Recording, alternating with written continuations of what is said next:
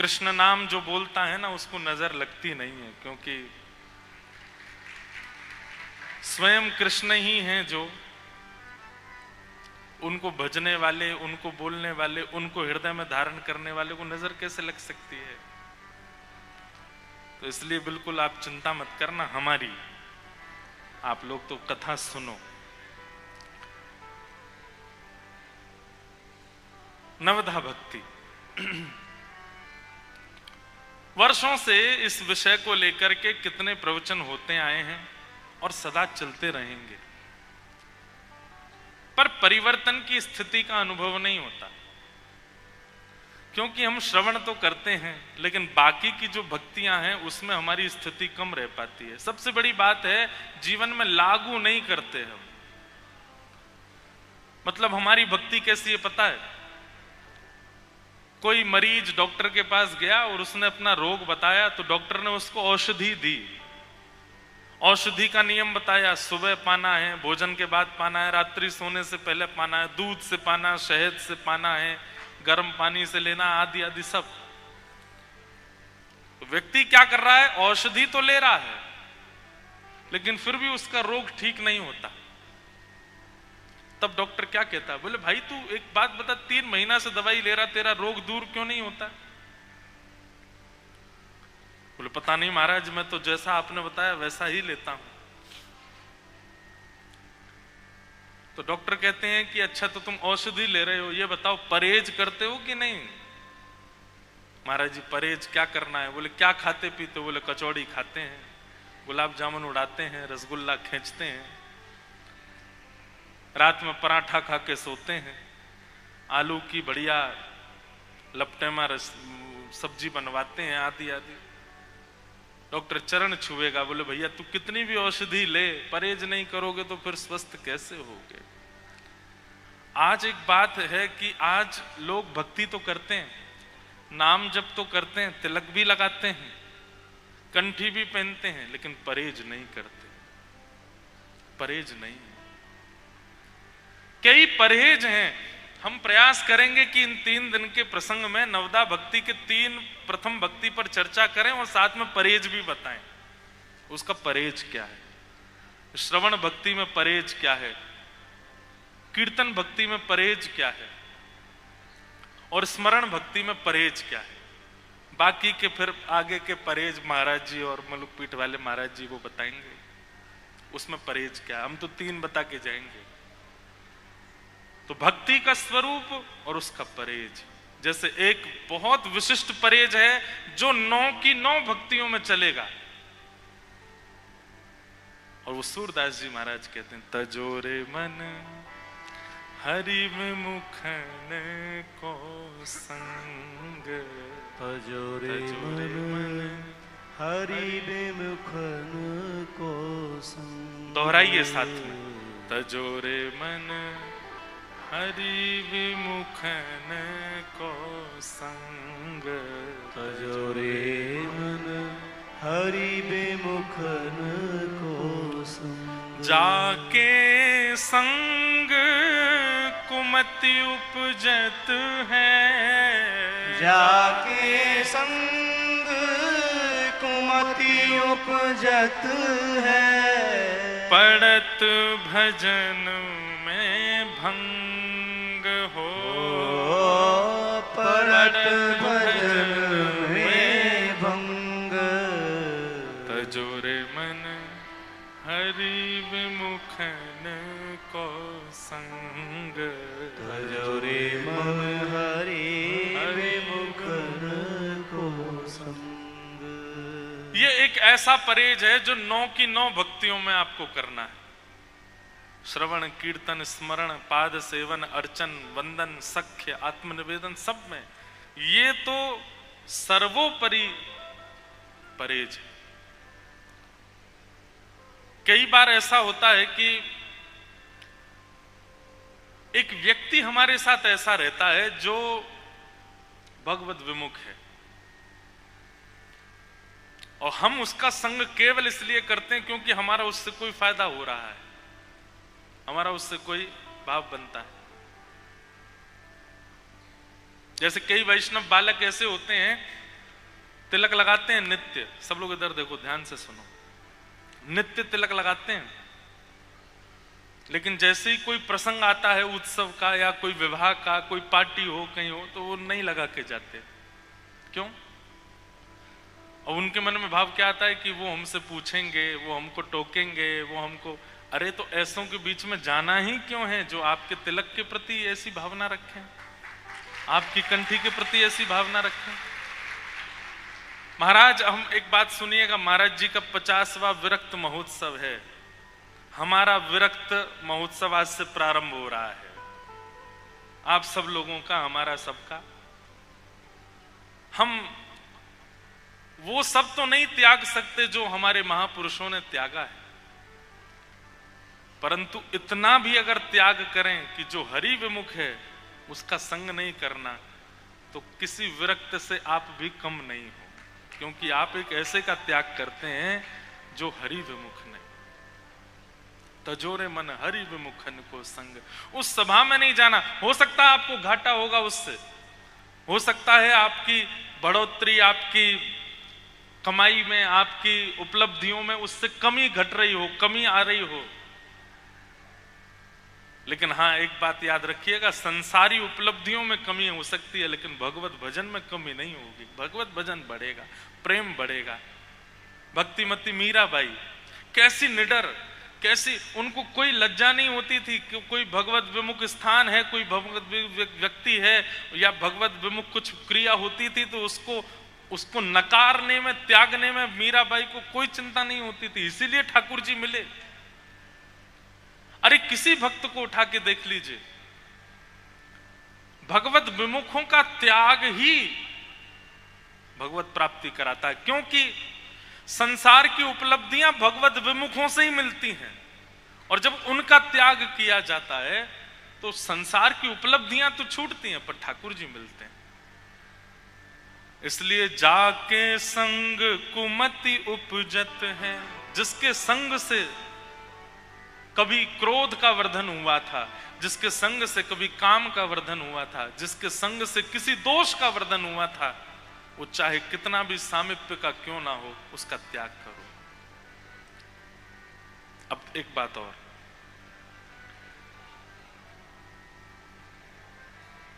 त्याग भी दो प्रकार के होते हैं। एक तो होता है कि देह से ही उसका त्याग कर दिया, पर देह से तो त्याग नहीं किया, पर मानसिक त्याग कर दिया। अब जो समय चल रहा है ना कलिकाल का, यहां पर देह से किसी को छोड़ना अगर कर पाओ तो बहुत बड़ी बात है, बहुत अच्छी बात है, लेकिन देह से यदि किसी का, शरीर से किसी का त्याग नहीं बन पाता है तो मानसिक त्याग करो।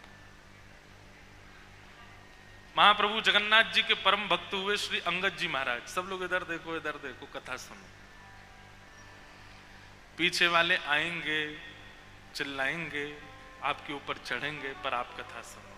हम भी सुना रहे हैं ना, 3 दिन की बात है, बस नहीं आपके लिए तो 9 दिन है, हमारे लिए 3 ही दिन है। आप ज्यादा फायदे में हो, हमको तो यहाँ से पर जाना। अच्छा, मैं कल महाराज जी से एक बात कह रहा था, मैं ये कोई लाग लपेट वाली बात नहीं, इसमें बिल्कुल भी असत्यता नहीं है, बिल्कुल सत्य बोल रहा हूं।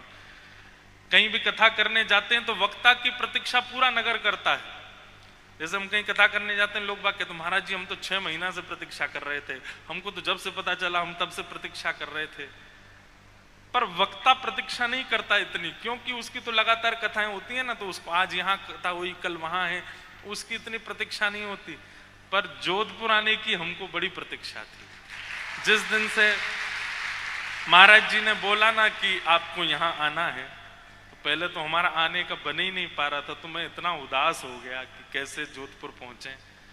पहले तो महाराज जी का निवेदन था कि 7 दिन ही सुनाओ कथा, परंतु जो 1 तारीख से क्रम है वो भी एक संत की कथा है, उनसे कैसे कहें, उनका भी एक वार्षिक उत्सव है। निवेदन तो फिर भी किया महाराज जी मैंने कि मान जाएं, हमको जोधपुर का लोभ कुछ ज्यादा ही है, और उसमें कारण केवल एक ही है कि हमें महाराज जी का सबका संग मिलता है, और इनके संग रह करके पता नहीं क्या एक प्रकार से हमारी बैटरी रिचार्ज होती है। तो साल भर कितनी भी कथा करा लो, एक बार जोधपुर बुला लो तो आए तो बहुत दिन बाद हैं जोधपुर। कुछ साल पहले अजनेश्वर धाम में कथा हुई थी, तब तो इतने लोग जानते भी नहीं थे महाराज जी, वहां तो बहुत सीमित लोगों में कथा हुई थी। तो लेकिन जोधपुर से महाराज जी कभी कभी मिलते रहते हैं, आ जाते हैं, तो वैसे रिचार्ज कर जाते हैं हमको। लेकिन यहाँ आने का मुझे बहुत चाव था। मीराबाई कहती है ना,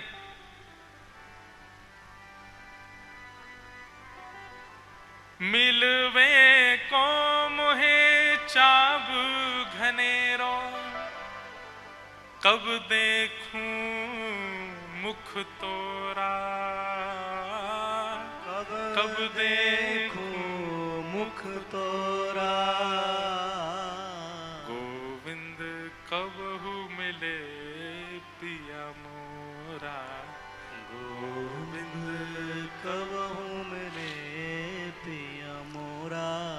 व्याकुल प्राण धरत नहीं धीरज, व्याकुल प्राण धरत नहीं धीरज।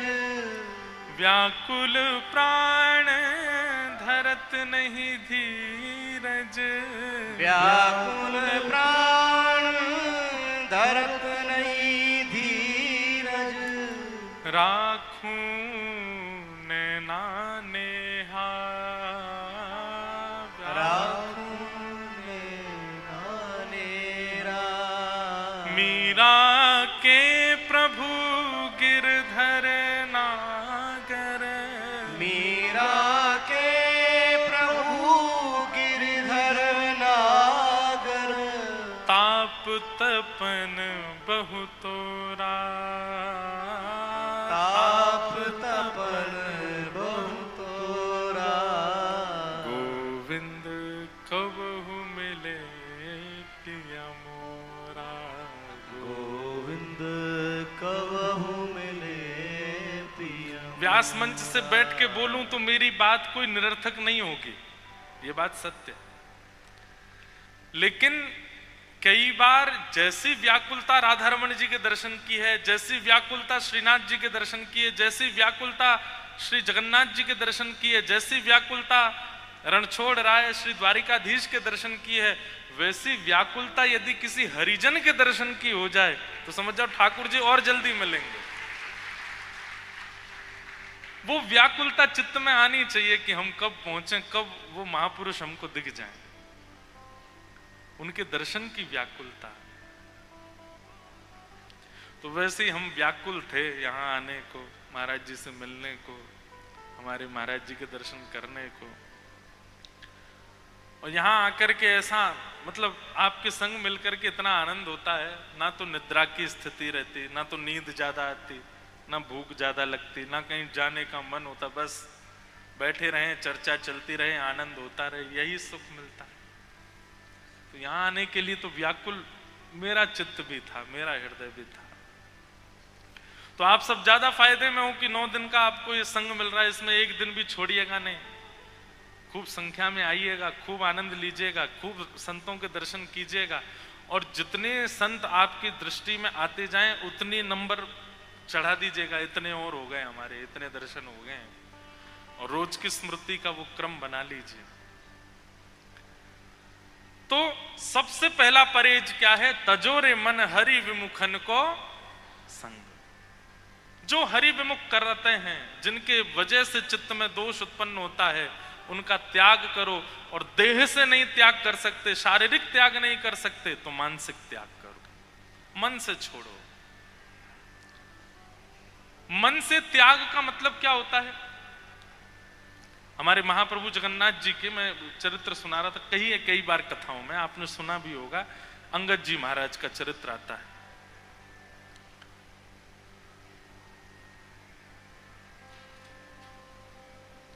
अंगद जी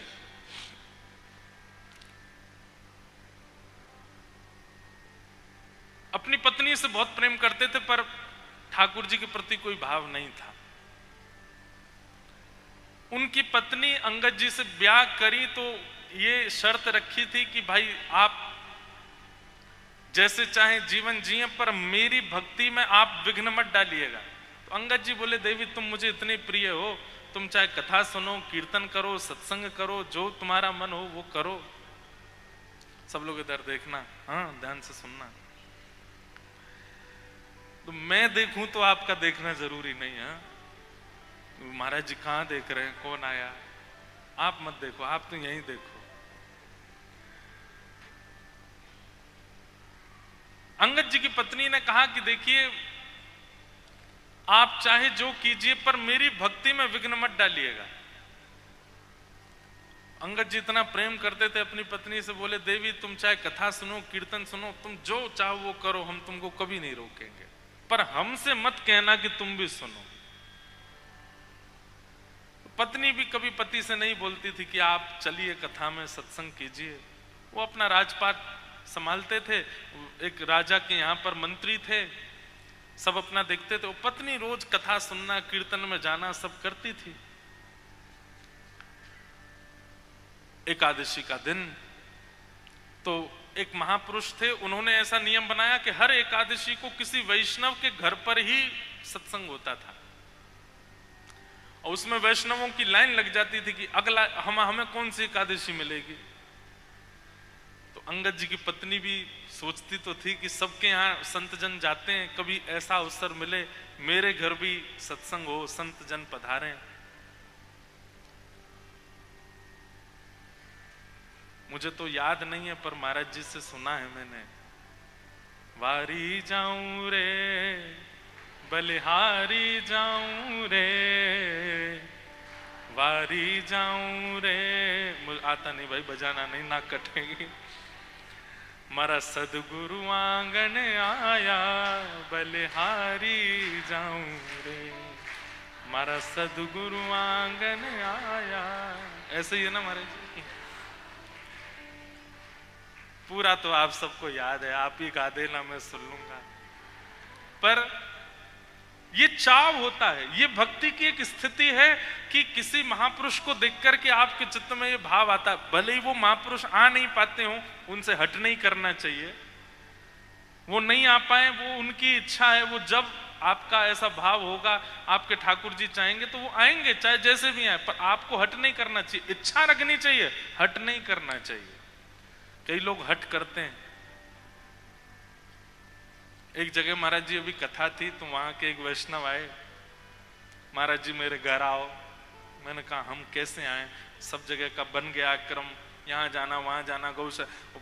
ये भी होता है कि जब कहीं नगर में जाते हैं तो पहले वहां के मंदिरों को, वहां के गौशाला को, वहां के संतों के स्थान को प्रायोरिटी देते हैं, वहां चले जाएं। तो वो धड़ाम से गिर गए सामने ही और बोले मैं जहर खा लूंगा नहीं आए तो। मैंने कहा ये कैसा तरीका है भैया आपका। नहीं रो में तो रो में पांव पकड़ लिए, बोले मैं खा लूंगा, देखिए मेरी शीशी में लेके आया हूं। मैंने कहा भाई मत निकाल, यहां मत खाना। एक हमारे बोले निकालने तो दीजिए, है ही नहीं जेब में, ऐसे ही कह रहा है।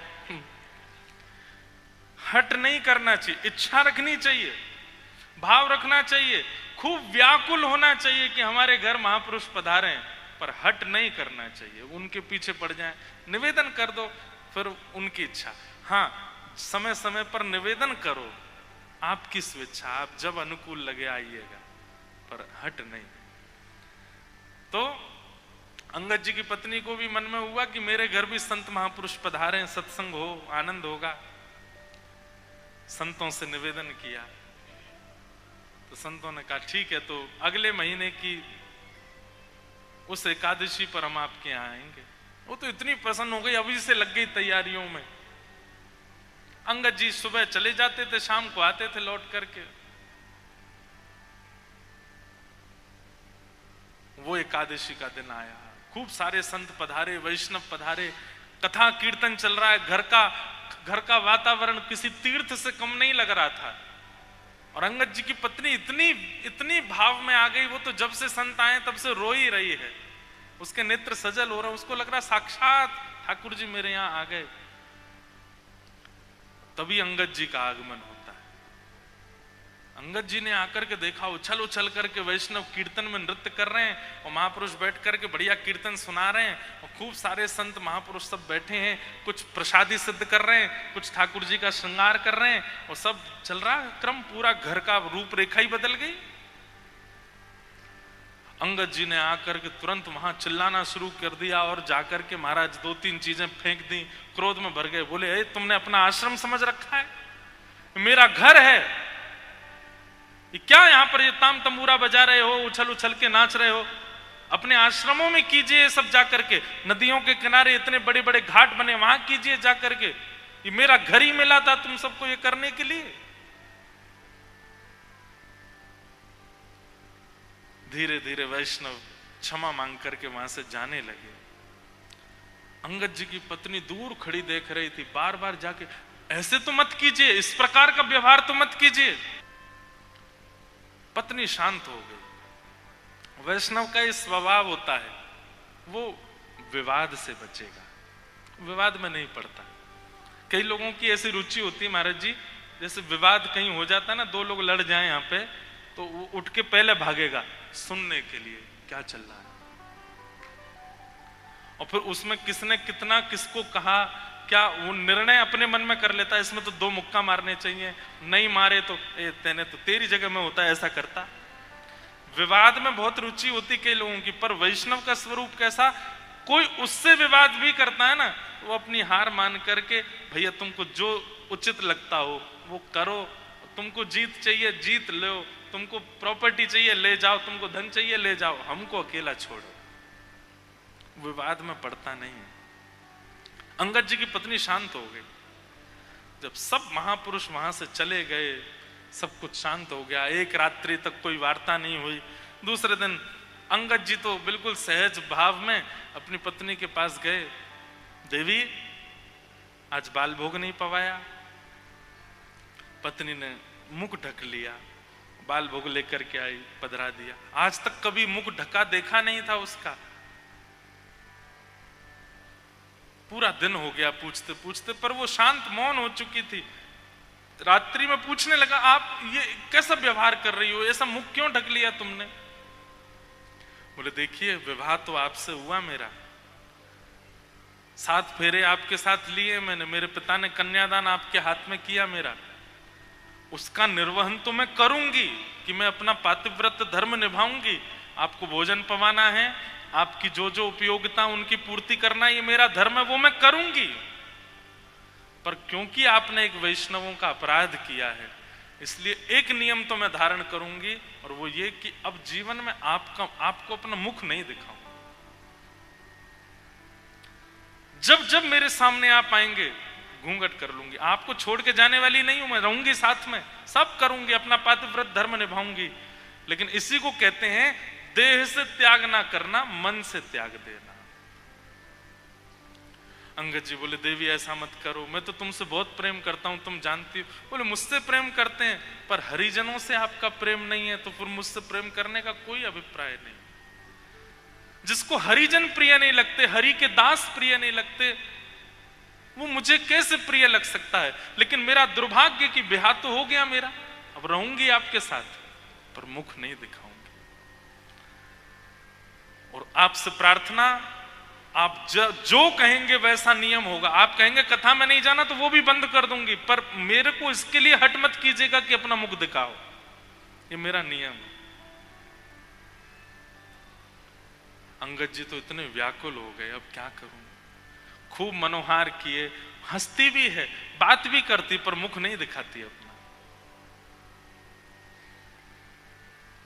इसे कहते हैं मानसिक त्याग। महादेव ने भी तो किया था सती का।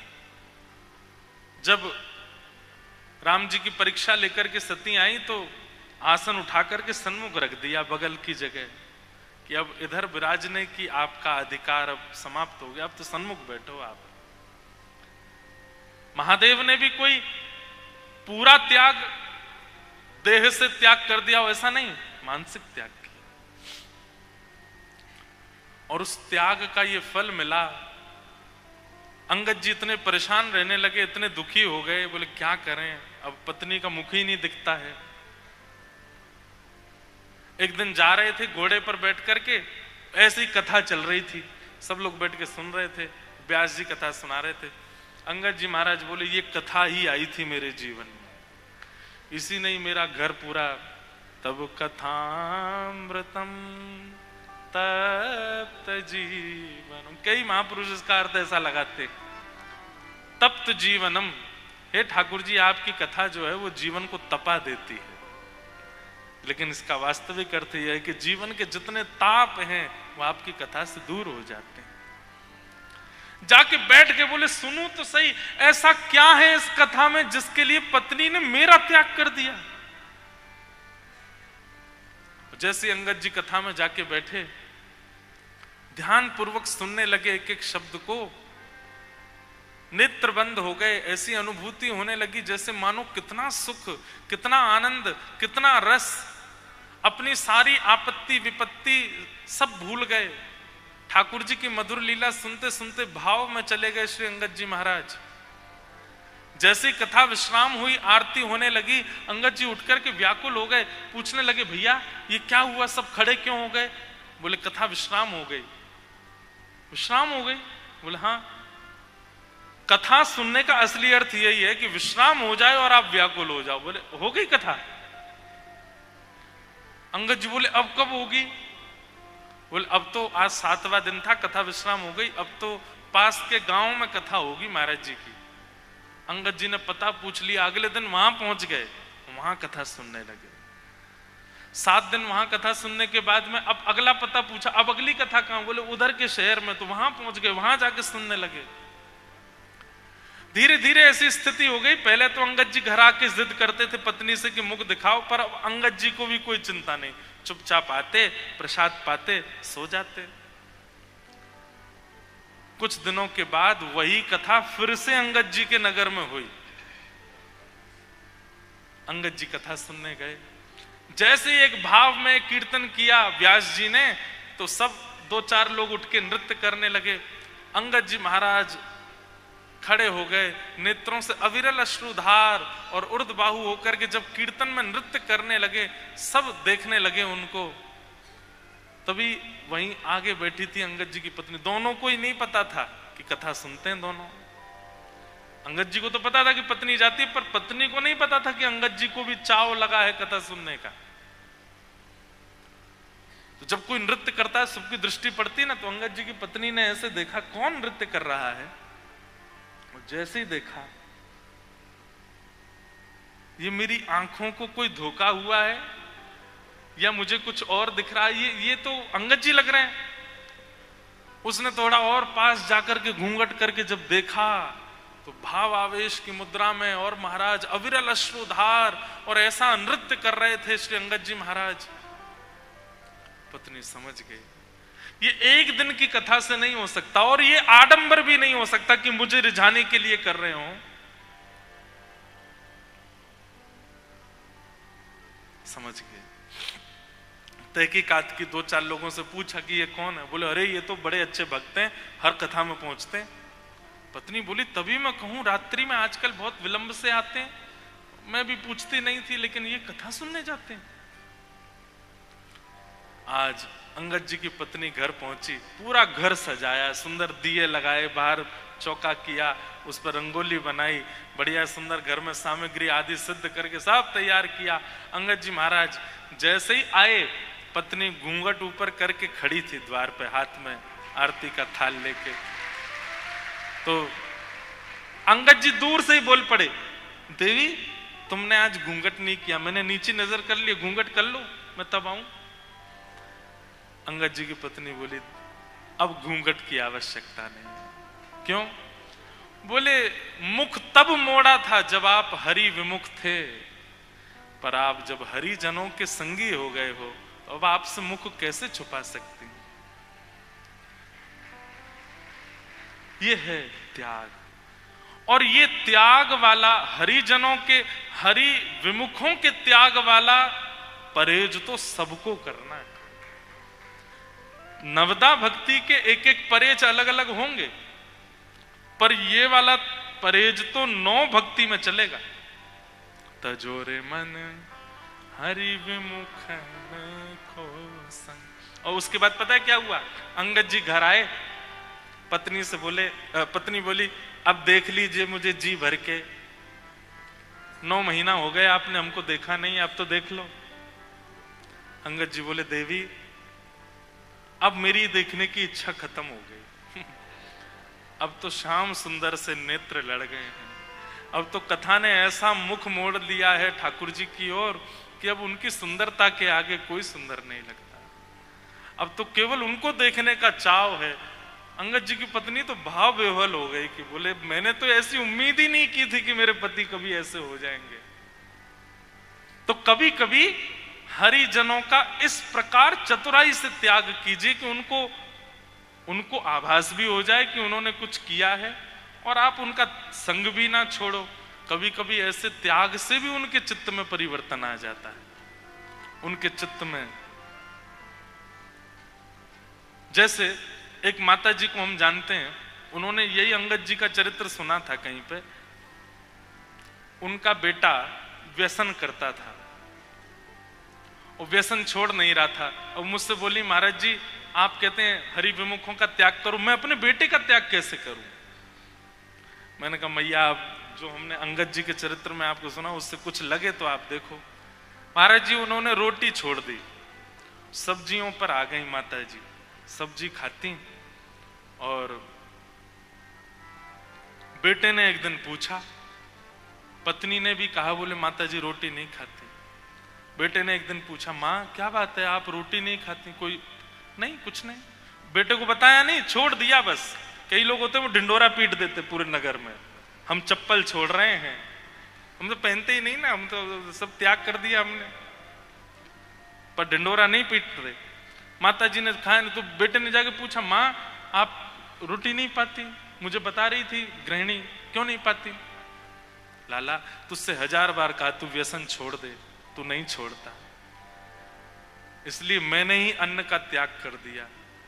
अब जब तक तू व्यसन नहीं छोड़ेगा तब तक अन्न नहीं सेवन करूंगी। बेटे ने विचार किया मेरे लिए मां से बढ़ के व्यसन है, उसी दिन व्यसन का त्याग कर दिया और मां ने उसी दिन से रोटी खाना प्रारंभ किया। बेटे ने फिर व्यसन किया नहीं। फिर वो आई माता जी, उन्होंने मुझे बताई ये बात, बोले महाराज जी अब ठीक है, बेटा ने व्यसन छोड़ दिया, मैंने भी रोटी शुरू कर दी। तो ये त्याग, तजोरे मन हरि विमुखन को संग, ऐसा तो हो ही नहीं सकता कि हम मेरे से लेके आप तक के परिवार में कोई ऐसा नहीं हो जो हरि विमुख ना हो। होगा, हम सबके स्पर्श में आने वाला, संपर्क में आने वाला प्रत्येक दिन का एक व्यक्ति ऐसा है जो हरि विमुख है।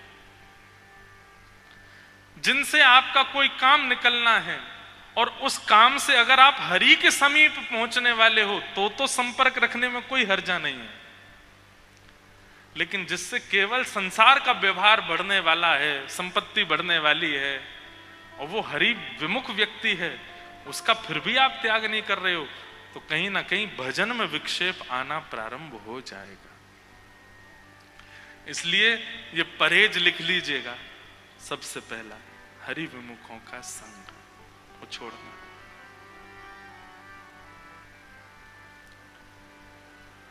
नवदा भक्ति पर हम लोग चर्चा करें, 3 भक्ति की भाव हमको सुनाने हैं। तो श्रवणम कीर्तनम विष्णु, स्मरणम पाद सेवनम, अर्चनम वंदनम दास्यम, सख्यमात्म निवेदनम। तो श्रवणम, कीर्तनम और स्मरणम, ये 3 दिन हम इन तीनों पे चर्चा करेंगे। इन 9 भक्तियों के 9 आचार्य बताए गए कि 9 भक्तियों को किन किन आचार्यों ने किया। उन आचार्यों का यदि हम पालन करेंगे तो ये 9 भक्ति हमारे चित्त में भी आ जाएगी। श्री विष्णु श्रवणे परीक्षित भवत्, वैयासकी कीर्तने, प्रहलाद स्मरणे तदंग्रि भजने, लक्ष्मी पृथु पूजने, अक्रूरस्तव बिंदने कपिपते दास्ये तु सख्योर्जुन सर्वस्वात्मनिवेदने बलिरभूत् पर्यातिरेषां फलम्। नवदा भक्ति के 9 आचार, बहुत सावधानी से सुनो। सबसे पहली भक्ति कौन सी है? श्रवण भक्ति। और श्रवण भक्ति के आचार्य हैं श्री विष्णु श्रवणे परीक्षित भव, श्री परीक्षित जी महाराज। हमारी भागवत के जो श्रोता परीक्षित जी हैं, ये नवदा भक्ति के प्रथम भक्ति के आचार्य हैं। भक्तमाल जी में कहते हैं, श्रवण रसिक कहूं सुने ना परीक्षित से, पानहु करत लागी कोटि गुण प्यास है। बहुत सावधानी से सुनिएगा सब लोग।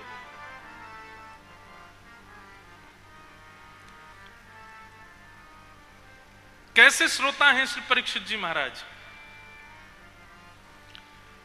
हमें ऐसा लगता है कि नवदा भक्ति में सबसे ज्यादा कठिन यदि कोई है तो वो पहली है, श्रवण।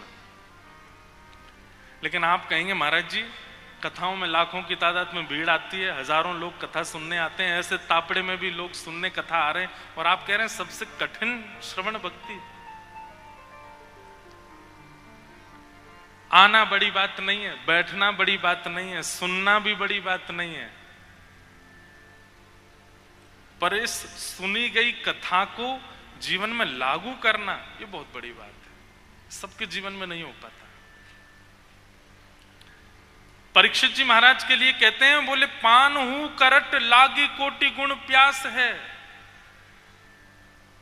श्रवण भक्ति तब मानो कि आप कथा सुनते जा रहे हैं और ज्यों-ज्यों सुनते जा रहे हैं त्यों एक स्थान पर तो तृप्ति हो रही है, और तृप्ति के साथ साथ प्यास और ज्यादा बढ़ती जा रही है। वो श्रवण भक्ति है।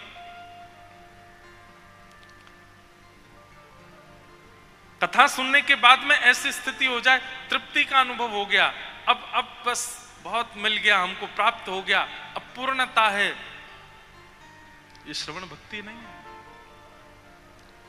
श्रवण भक्ति का स्वरूप तो ये कि आप घूंट घूंट पानी पियो और ज्यों-ज्यों घूंट पियो त्यों-त्यों प्यास बढ़े। उल्टी रीत है श्रवण की। और इच्छा बढ़े और कामना बढ़े और सुनने की लालसा बढ़ने लग जाए, वो श्रवण भक्ति। और ऐसी भक्ति श्री सुखदेव जी महाराज, परीक्षित जी महाराज में। भागवत के 10वें स्कंद में जब कृष्ण लीला प्रारंभ होती है, बहुत सावधानी से सुनिएगा। 4 दिन से परीक्षित एक आसन पर बैठे हैं, ना अपने पांव सीधे किए, ना अपनी कमर टेढ़ी मेढ़ी की है, ना एक बार भी लेटे हैं, ना कुछ पान किया, ना कुछ खाया है। 4 दिन से अनवरत सुखदेव जी महाराज की कथा श्रवण कर रहे हैं। और 4 दिन बाद जब श्री सुखदेव जी 2 श्लोकों में पूरी कृष्ण लीला सुना देते हैं, मथुरा में जन्म हुआ, गोकुल में ये लीला की, वृंदावन में ये लीला की, गोवर्धन पर्वत धारण किया, कालिया नाग का मर्दन किया, कंस वध करके भगवान ने जरासंध के साथ युद्ध किया, रण छोड़ करके द्वारिका चले गए, 16,108 ब्याह किए, महाभारत युद्ध कराया, और भगवान ने अपनी लीला विश्राम करके स्वधाम को चले गए। पूरी कथा जब 2 श्लोकों में सुना दी, तब परीक्षित कहते हैं, भगवान कथितो वंश विस्तारो भवता सोम सूर्ययो राज्ञां चोभय वंश्यानां चरितं परमाद्भुतम्। महाराज, आपने ये क्या किया? इससे अच्छा तो मैं तक्षक सर्प के डंसन से मर जाऊं। लेकिन 4 दिन तक कथा सुनाने के बाद जिनकी कथा सुनने के लिए मैं भोजन पानी सब छोड़ करके एक आसन पर बैठा हूं, उनकी कथा आप 2 श्लोकों में सुना रहे हैं मुझे। भगवान, मुझे विस्तार से सुनाइए। आपने इतने राजाओं की कथा सुनाई, मैं सब सुनने के लिए तैयार था, लेकिन जिनकी कथा सुनने के लिए मैं बैठा हूं, कृपा कर उनकी कथा मुझे विस्तार से सुनाओ। तब सुखदेव जी कहते हैं, बोले परीक्षित, तुम 4 दिन हो गए एक ही आसन पर बैठे हो, थोड़ी देर का विश्राम कर लें।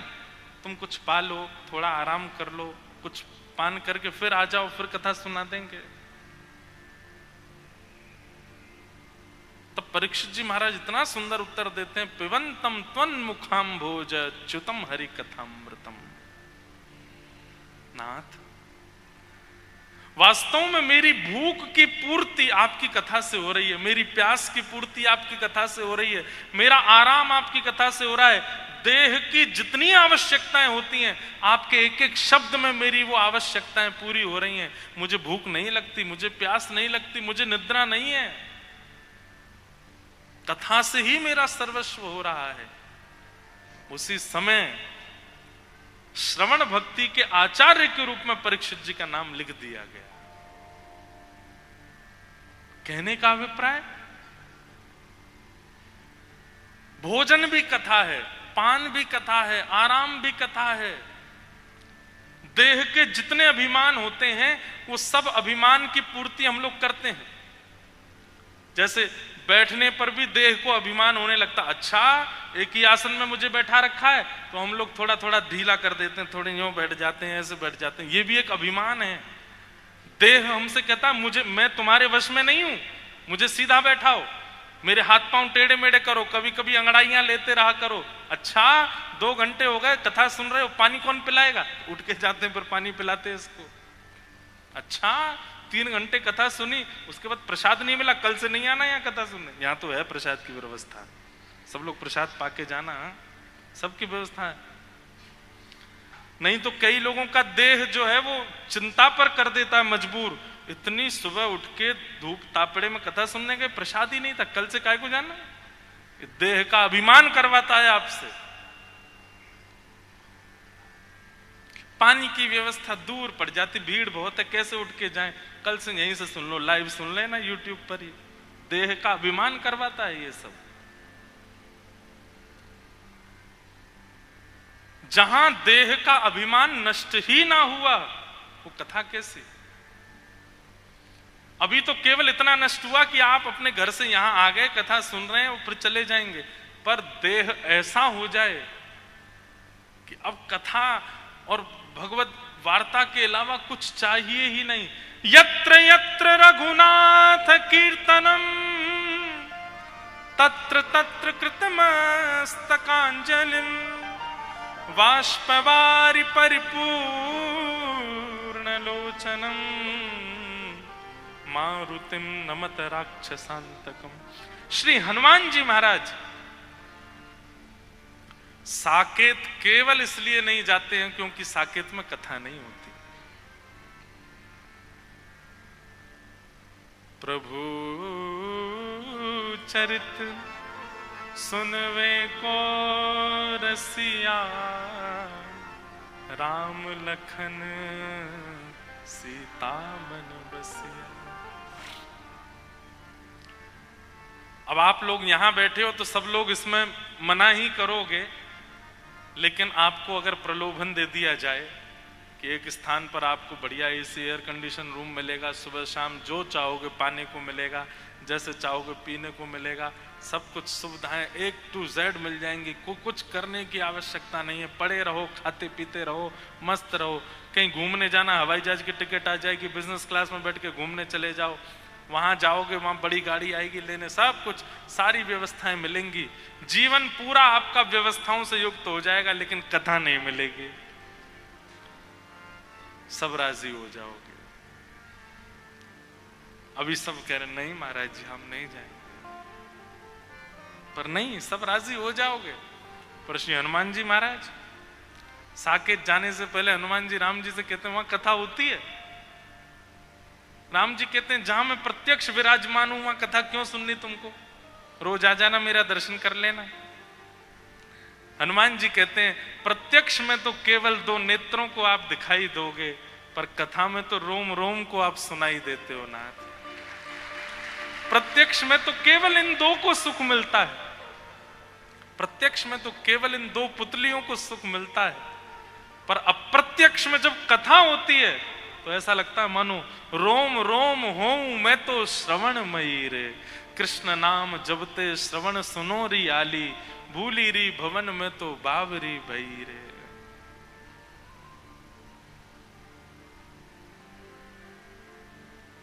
कथा, कथा के प्रति, हरि चर्चा के प्रति, हरि वार्ता के प्रति ऐसी तत्परता सुखदेव जी में देखी जाती है और परीक्षित जी में देखी गई, इसलिए उनको श्रवण भक्ति का आचार्य बताया गया। भोजन त्याग दिया, निद्रा त्याग दी, आराम सब छोड़ दिया कथा के आगे। कथा सर्वस्व है, ये श्रवण भक्ति के आचार्य। अब मन में एक भाव आया था कि आचार्यों पर चर्चा करेंगे कि नवदा भक्ति के आचार्य कौन हैं, और फिर उसके बाद नवदा भक्ति के देवता कौन से।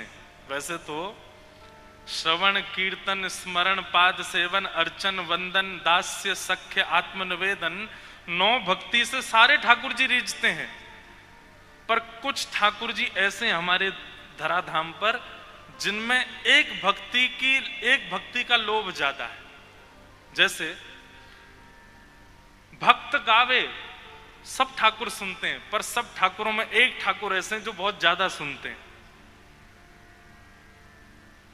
तो नवदा भक्ति में नवदा भक्ति के भक्तों की चर्चा करेंगे, और उन नवदा भक्ति में एक एक भक्ति से अति प्रसन्न होने वाले एक एक भारत के ठाकुरों की भी चर्चा करेंगे। तो श्रवण भक्ति में सबसे पहला नाम हमारी भारत भूमि में जिन ठाकुर का आता है, महाप्रभु श्री जगन्नाथ। श्री जगन्नाथ महाप्रभु की, ये श्रवण भक्ति के ठाकुर जी,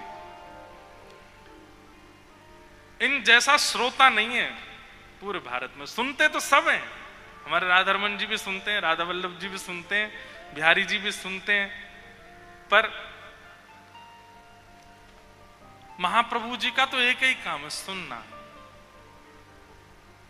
सुनते ही हैं, वो नेत्र ही इतने बड़े कर कर के बैठे हैं कि इतने सारे लोगों में मुझे किसी का मुंह चलता दिख जाए कि कोई कुछ बोल तो रहा है, और मैं उसको देख लूं, दूर से सुन लूं उसकी बात क्या है।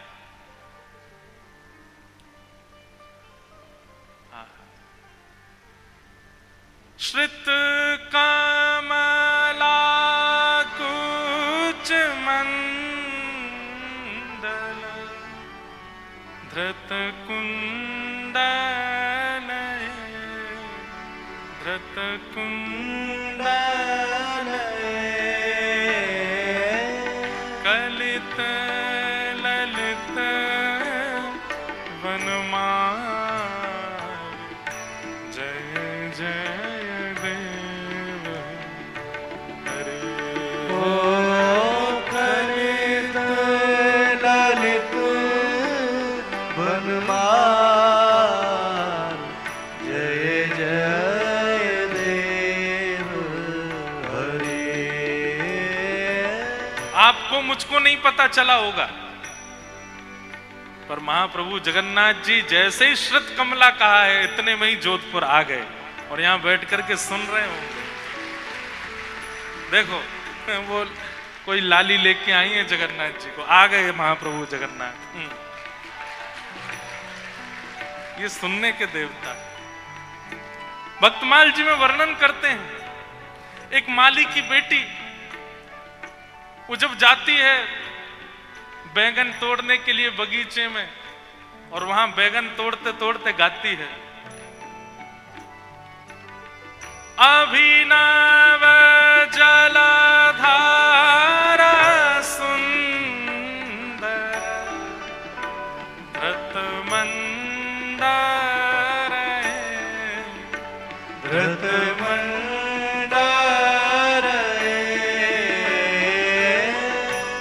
अभिनव जलधारा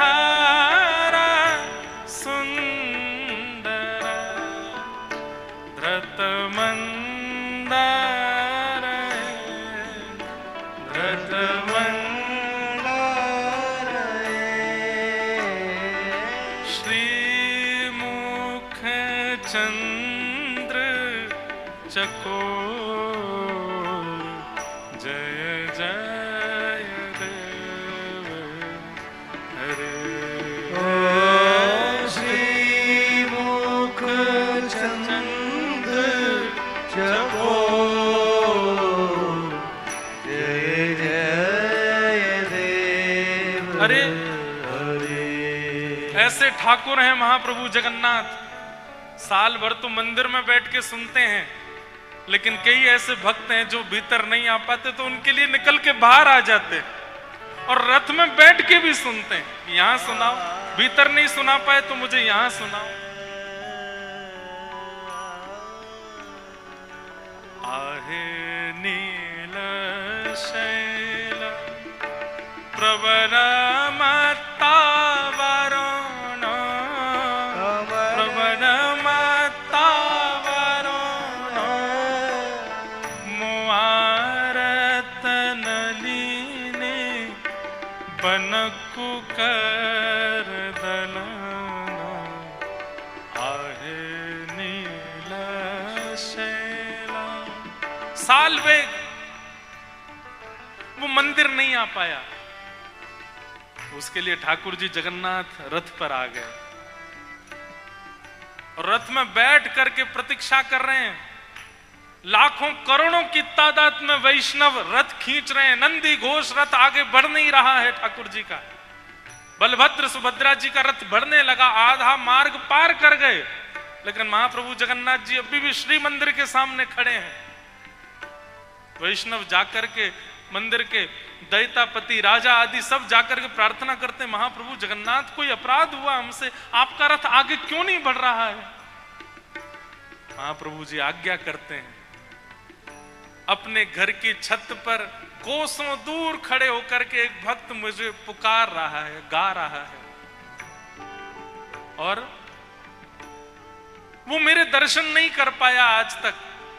मेरी भी प्रतिज्ञा है, जब तक वो मेरे सामने नहीं आएगा आज मेरा रथ आगे नहीं बढ़ेगा, उसको बुला के लाओ। मतलब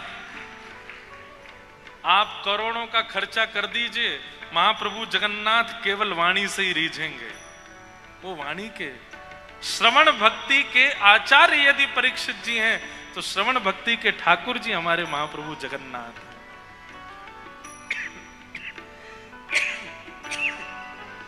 हमारी बात मानिएगा, भक्तमाल जी में तो कहते हैं जयदेव महाप्रभु की स्तुति के लिए कहा गया, ता सुनवे राधा रमण अवश्य पधारे।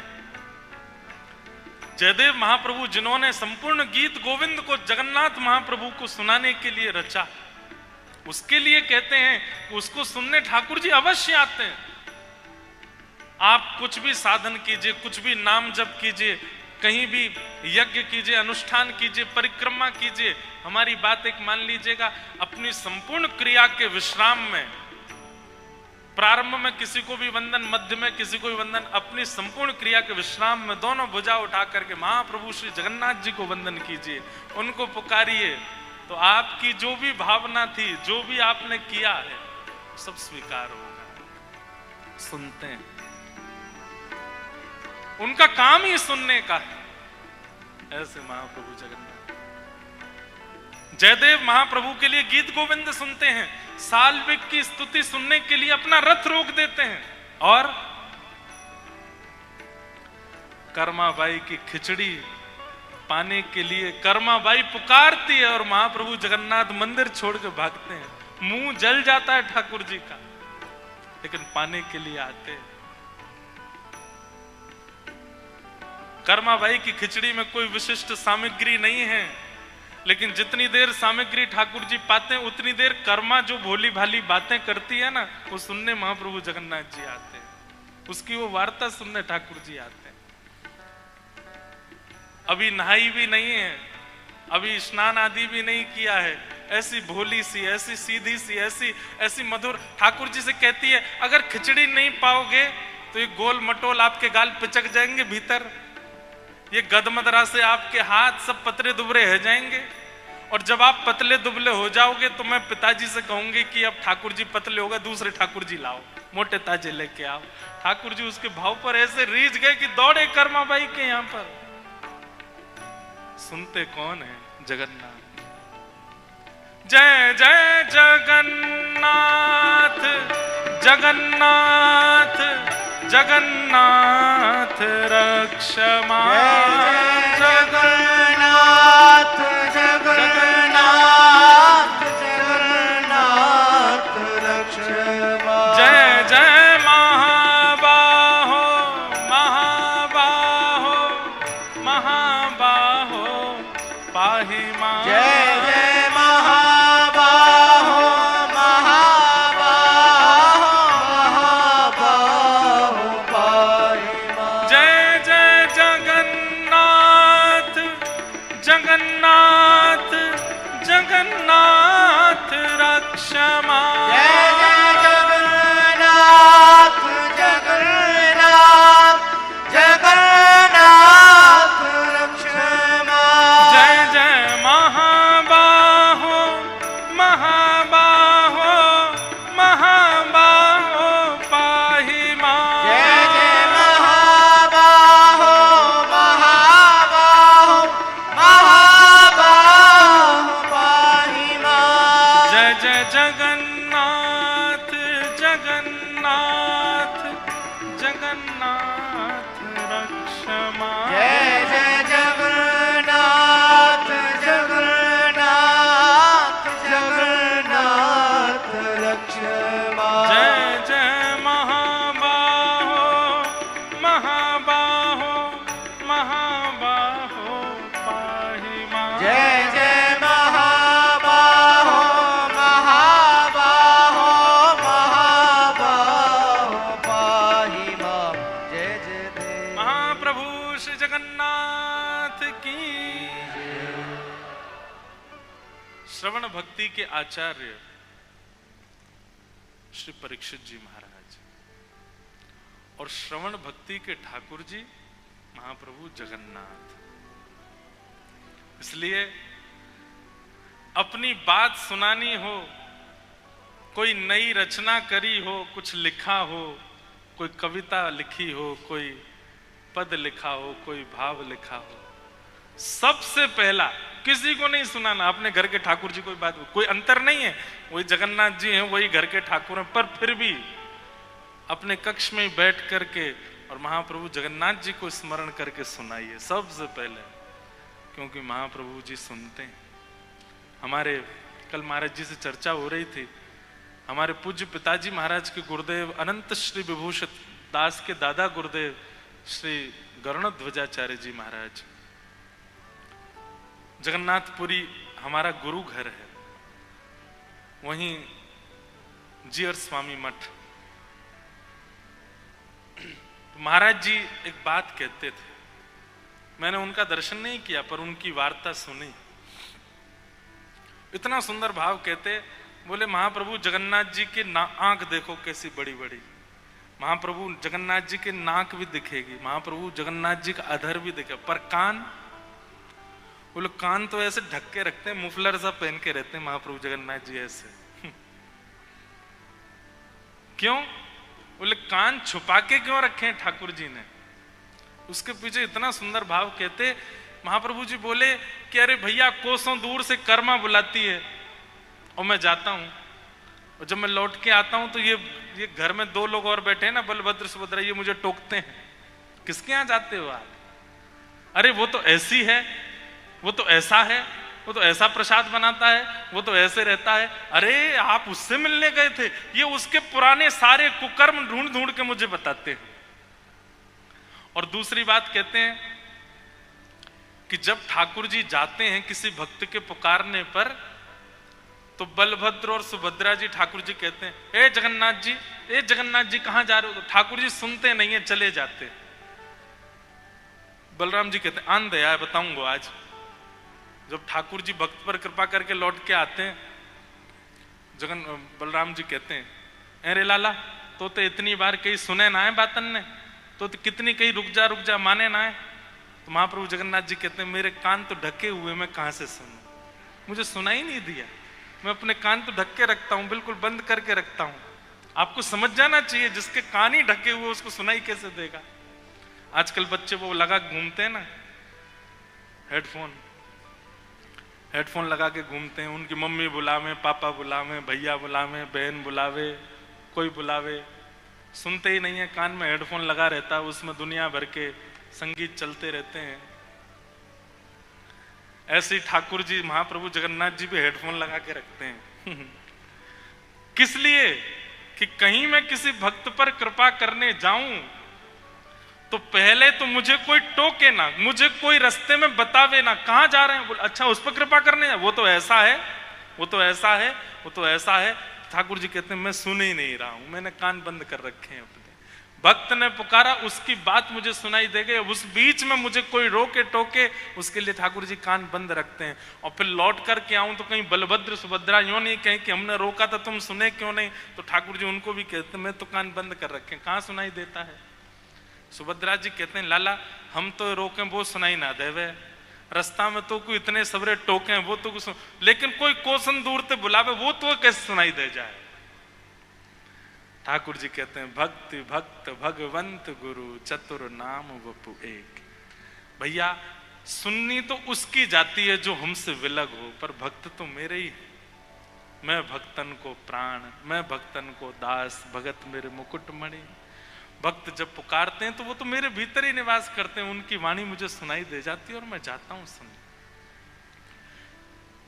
श्रवण भक्ति के कितने प्रमाण महाप्रभु जगन्नाथ जी के आपको प्राप्त होंगे।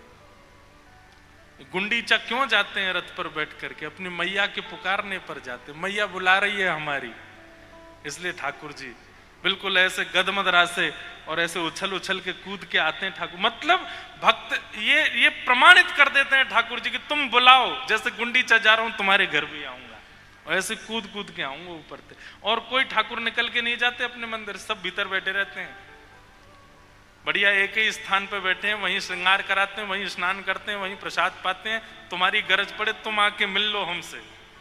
पर महाप्रभु जगन्नाथ जी तो अपनी स्थिति आपको बता रहे हैं कि भाई तुम पुकारो, हमारे पास तो रथ भी है, खींचने वाले भी हैं, हम उतर के आ भी सकते हैं, पर पुकारने वाला चाहिए। तो मतलब सुनने की स्थिति ठाकुरों में यदि कहीं है तो महाप्रभु श्री जगन्नाथ जी। तो श्री जगन्नाथ जी कौन है? श्रवण भक्ति के ठाकुर है। गीत गोविंद इतना प्रिय है ठाकुर जी को। कोई नित्य अपने घर पर केवल आसन पधरा दे और आसन पधरा करके शुद्ध आसन में ये भावना रख ले कि श्री ठाकुर जी बैठे हैं, और तब गीत गोविंद का पाठ करे, कुछ दिन बाद उसको अनुभव होने लगेगा कि ठाकुर जी साक्षात आते हैं, आगे विराजमान होते हैं, पूरी गीत गोविंद का श्रवण करते हैं। ऐसे श्रवण भक्ति के हमारे ठाकुर कौन? श्री जगन्नाथ। फिर मन में भाव आया, श्रवण भक्ति का परहेज क्या है? श्रवण भक्ति में किन किन बातों का ध्यान रखने की आवश्यकता है? तो कुछ नियम तो मन में आ रहे थे, पर एक बहुत सुंदर भाव आया, निरपेक्षम मुनिम शांतम। श्रवण भक्ति के परहेज सुनिए। निरपेक्षम मुनिम शांतम निर्वैरम समदर्शनम अनुव्रजाम्यहं नित्यं पूये ये त्यंघ्रिरेणुभिः।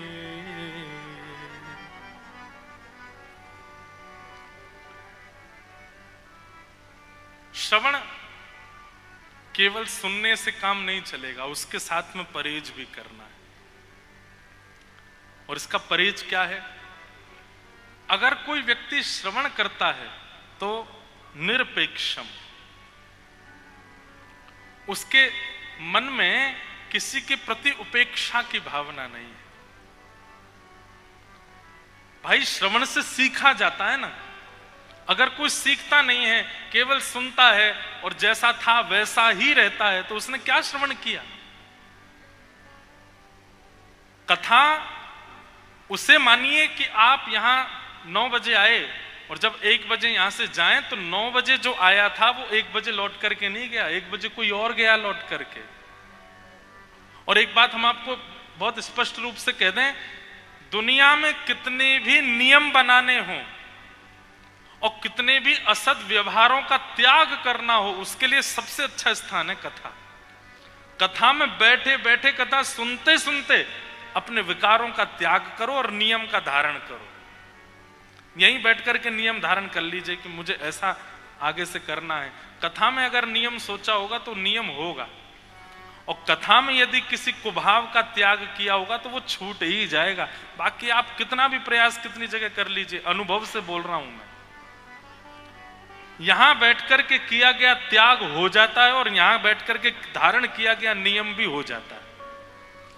क्योंकि कथा का, श्रवण भक्ति का एक स्वरूप है कि जब सत्संग होता है, जब प्रवचन होता है, उस समय यहां बैठे जितने लोग होते हैं वो जो मन में विचार धारण करते हैं उसकी पूर्णता करने की जिम्मेवारी ठाकुर जी लेते हैं। वो पूर्ण होगा। निरपेक्षम। अगर आप श्रवण भक्ति करना चाहते हैं तो इसमें परहेज ये होना चाहिए कि फिर कभी किसी की उपेक्षा नहीं हो, किसी की उपेक्षा नहीं। कई बार ऐसा होता है कि जब हम भक्त हो जाते हैं ना तो हम दूसरों की बड़ी उपेक्षा करने लगते हैं। कई बार हम सुबह जल्दी उठ जाते हैं और कोई व्यक्ति हमसे लेट उठता है तो हम उसको ऐसे हीन भावना से देखते हैं। कितने बजे उठे? हम तो 7 बजे उठे, 4 बजे उठ के बैठ गए थे, हम तो घूम आए, परिक्रमा लगाया है, संध्या बंदन कर लिया, ये कर लिया, नियम कर लिया। 7 बजे तक तो हमारे 10 काम हो जाते हैं, तुम अभी तक उठे ही हो। वो बेचारा इतनी आत्मग्लानि में चला जाता है, अरे भैया हमने कोई पाप कर दिया क्या बहुत बड़ा, हाथ जोड़ता मैं, क्षमा कर दो। उपेक्षा नहीं। हाँ, मजाक में मित्रों से तो कुछ भी कहा जा सकता, उसमें कोई दिक्कत नहीं, पर उपेक्षा की भावना से कि हम श्रेष्ठ हैं और ये अश्रेष्ठ है, ये श्रवण भक्ति करने वाले के चित्त में नहीं होना चाहिए। क्योंकि आप श्रवण करते हो, आप कथा सुनते हैं, आपके चित्त में इतना परिवर्तन भी नहीं आया तो क्या सुना आपने? उपेक्षा नहीं। और दूसरा सबसे ज्यादा अनिवार्य परहेज श्रवण भक्ति करने वालों का क्या है? तो कहा गया मुनिम। मुनि शब्द के 2 अर्थ होते हैं। मुनि 2 लोगों को कहा जाता है, मतलब कथा सुनने वाला मुनि होना चाहिए। मुनि 2 जगह सार्थक होता है। पहला मननम मुनि, जो मनन करता रहता है। 1 बजे यहां कथा पूरी होगी, 2 बजे से राधा कृष्ण महाराज जी कथा सुने, माऊ पहुंच गए, वहां पे भी जाके सुन रहे हैं। शाम को जैसे 6 बजे महाराज जी कथा पूरी होगी, फिर 7 बजे से यहाँ गिरधर लाल जी के मनोरथ होंगे, फिर यहाँ आ गए। आप कहोगे हाँ महाराज जी घर वाले निकाल के फेंक दें घर से हमको बाहर, सुबह कथा सुनते हो, दोपहर में कथा सुनते हो, रात में फिर जाके उत्सव करते हो, यहाँ क्यों आते हो? रामद्वारा में ही रह लो, वहां पर जाके महाराज जी से कहो यहीं धर लो हमको। कहने का अभिप्राय मनन करता रहे, उसकी बुद्धि। देखिए, श्रोता का काम केवल सुनना नहीं होता। हमारे पूज्य गुरुदेव भगवान एक बात कहते हैं महाराज जी कि व्यास मंच से वक्ता को बहुत ज्यादा विषय का उद्घाटन भी नहीं करना चाहिए। कई बार ऐसा होता है कि एक विषय लिया, उसका इतने प्रमाण दे दिए, इतने उदाहरण दे दिए, इतना उद्घाटन कर दिया, अब श्रोता को बिल्कुल भी परिश्रम करना ही नहीं पड़ा, उसको सारी बात वक्ता ने बता दी।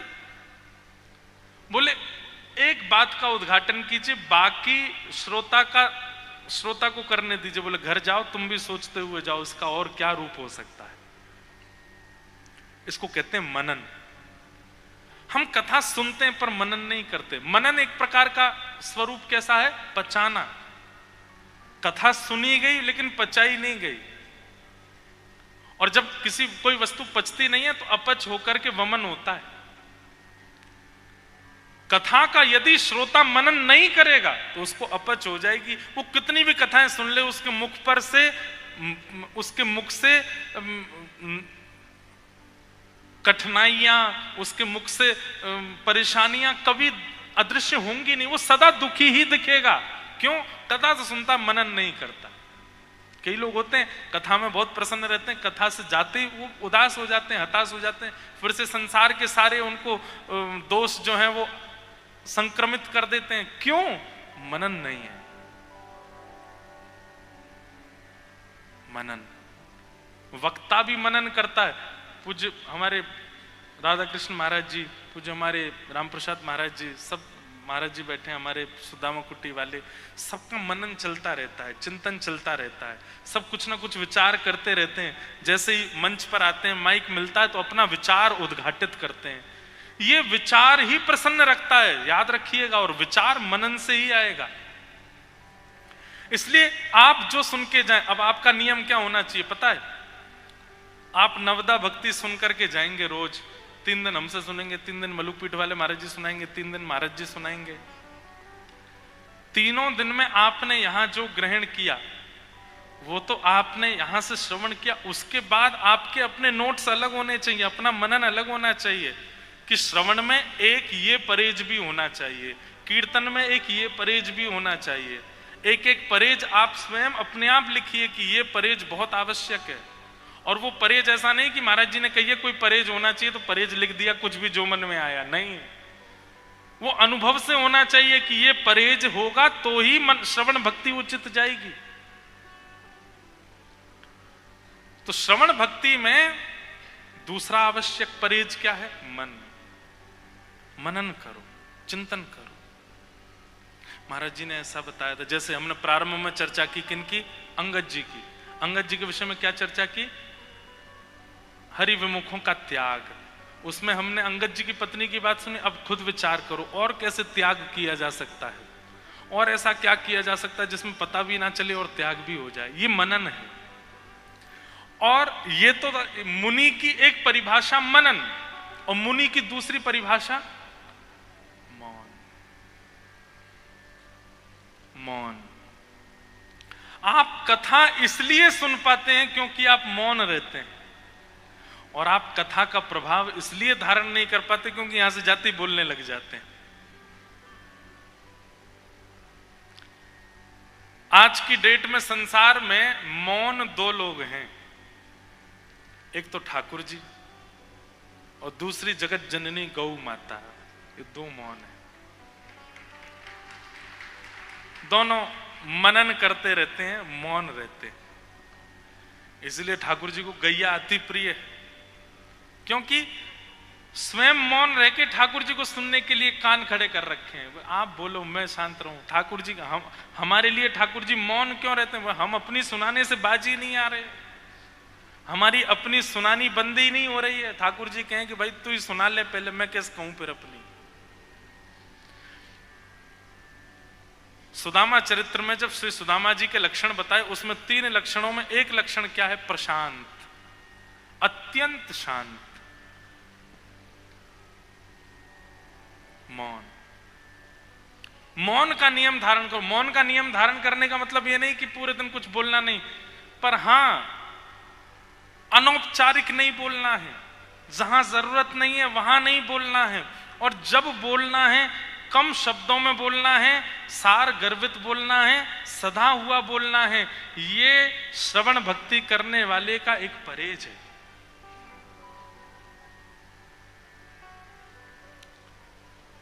ध्यान से सुनो, इधर देखो सब लोग।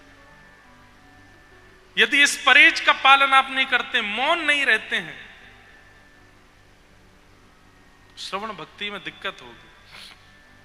3 घंटा तो निकाल लोगे आप कथा के, लेकिन उसके बाद मनन भी मौन में ही हो सकता है।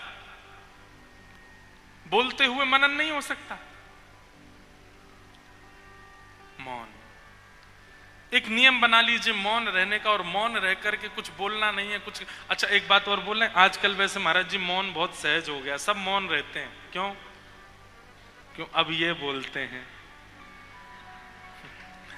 हमारे हिसाब से अब यहां से मौन नहीं, इससे मौन हो जाओ, क्योंकि ये वाला मौन अब टूट चुका है। कई लोग, नासिक में दत्त धाम में कथा थी, तो महाराज जी की आज्ञा से ही हम गए वहां, तो वहां मौन का नियम होता है, पूरे दिन मौन रहो।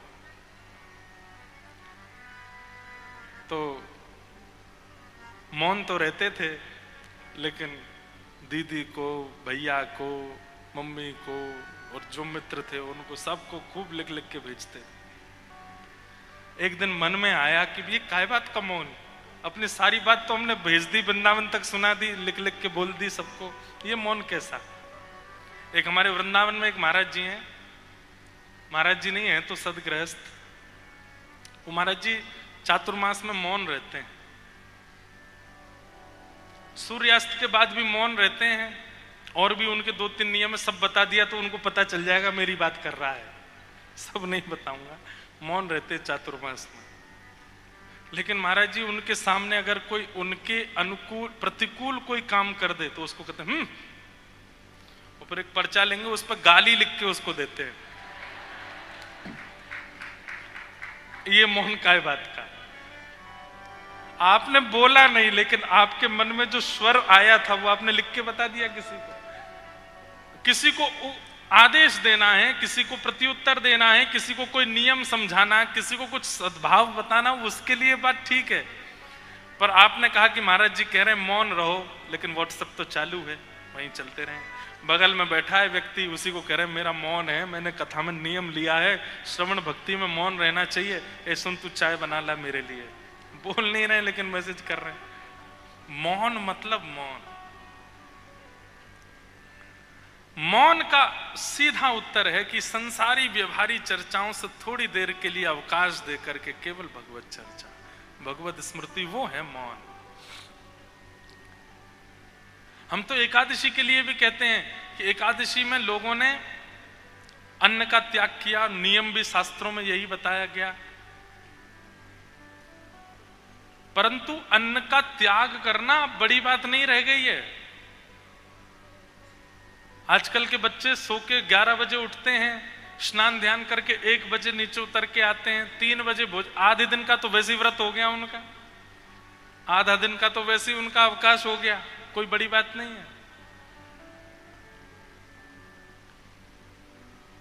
इसका परहेज करके दिखाओ, एकादशी मानी जाए आपकी। एक एकादशी पे ये नहीं चला मैं। अभी श्रावण आने वाला है, श्रावण के सोमवारों पर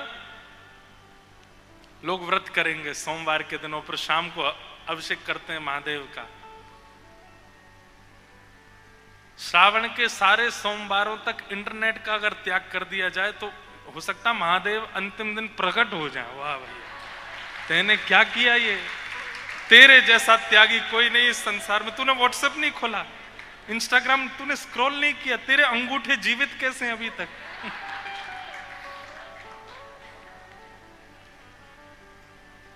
परिस्थिति के अनुसार त्याग की स्थिति बदल रही है। समय के अनुसार जैसे जैसे समय आगे बढ़ रहा है, अब त्याग, अब परित्याग, अब मौन, अब व्रत, उनको भी बदलना पड़ेगा थोड़ा थोड़ा। मौन श्रवण भक्ति का सबसे विशिष्ट अगर परहेज है तो वो है मौन। मौन रहिए। एक भोरी सखी जी का बहुत सुंदर पद है हमारे राधा वल्लभी संप्रदाय वृंदावन में। भोरी सखी, ऐसा दुख दीजो ही मांगे, ऐसा दुख दीजो ही मांगे। महाराज जी यहाँ जो दुख का प्रयोग किया गया, ऐसो दुख दीजो, ये भोरी सखी जी और जो हम लोग गा रहे हैं हमारे लिए दुख नहीं है, पर संसार के लिए ये दुख है। वो हमको जब इस स्थिति में देखेंगे तो यूं कहेंगे राम राम कितने दुखी। जैसे अब हम धोती पहनते हैं तो पैंट शर्ट पहनने वालों को ये लगता है कि ये बहुत दुखी हैं, ये धोती पहनते हैं। आप कैसे इसमें चल लेते हैं, आप इसमें कैसे बैठ जाते हैं, आप ये बगलबंदी में कंफर्टेबल होता है आपको। उनको ये लगता है ये परम दुखी हैं, पर हमको उनको देख के लगता है ये परम दुखी हैं, ये परम सुख से वंचित हैं। इनको क्या पता कि कितना सुख मिलता है। तो यहां जो दुख का शब्द प्रयोग किया गया, ये गाने वालों के लिए दुख नहीं है, और संसार के लोग जब आपको इन स्थितियों में देखेंगे तो आपको दुखी समझेंगे। इसलिए भोरी सखी कह रही हैं किशोरी जी से, ऐसा दुख दीजो हिय माहे, ऐसा दुख दीजो हिय माहे, ऐसा दुख दीजो हिय माहे, ऐसा दुख दीजो हिय माहे, बिन पद कंज छटा दृग देखे, बिनु पद कंज छटा दृग देखे, बिन पद कंज छटा दृग देखे, बिनु पद कंज छटा दृग देखे, को सुहावे नाही, को सुहावे नाही। भोरी सखी कह रही है, हे जब तक प्रिया प्रियतम के सुंदर चरणार बिंदों के दर्शन नहीं हो जाएं,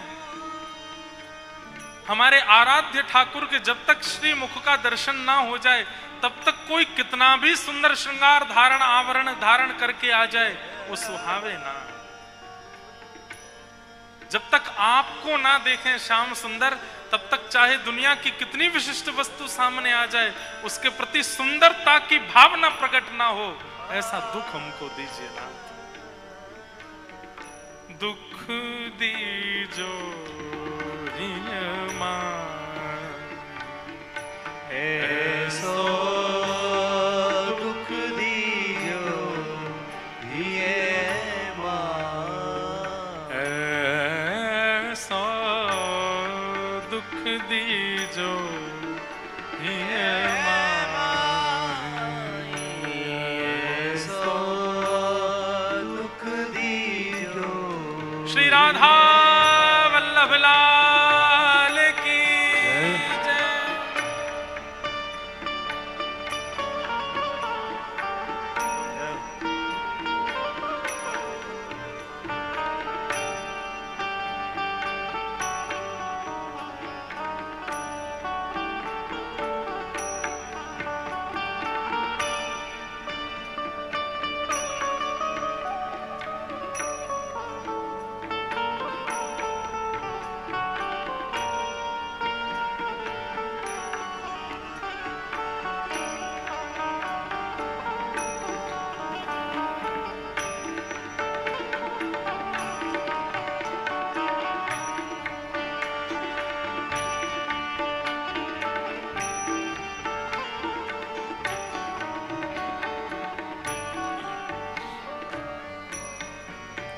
और ये परहेज हैं श्रवण भक्ति करने वालों के।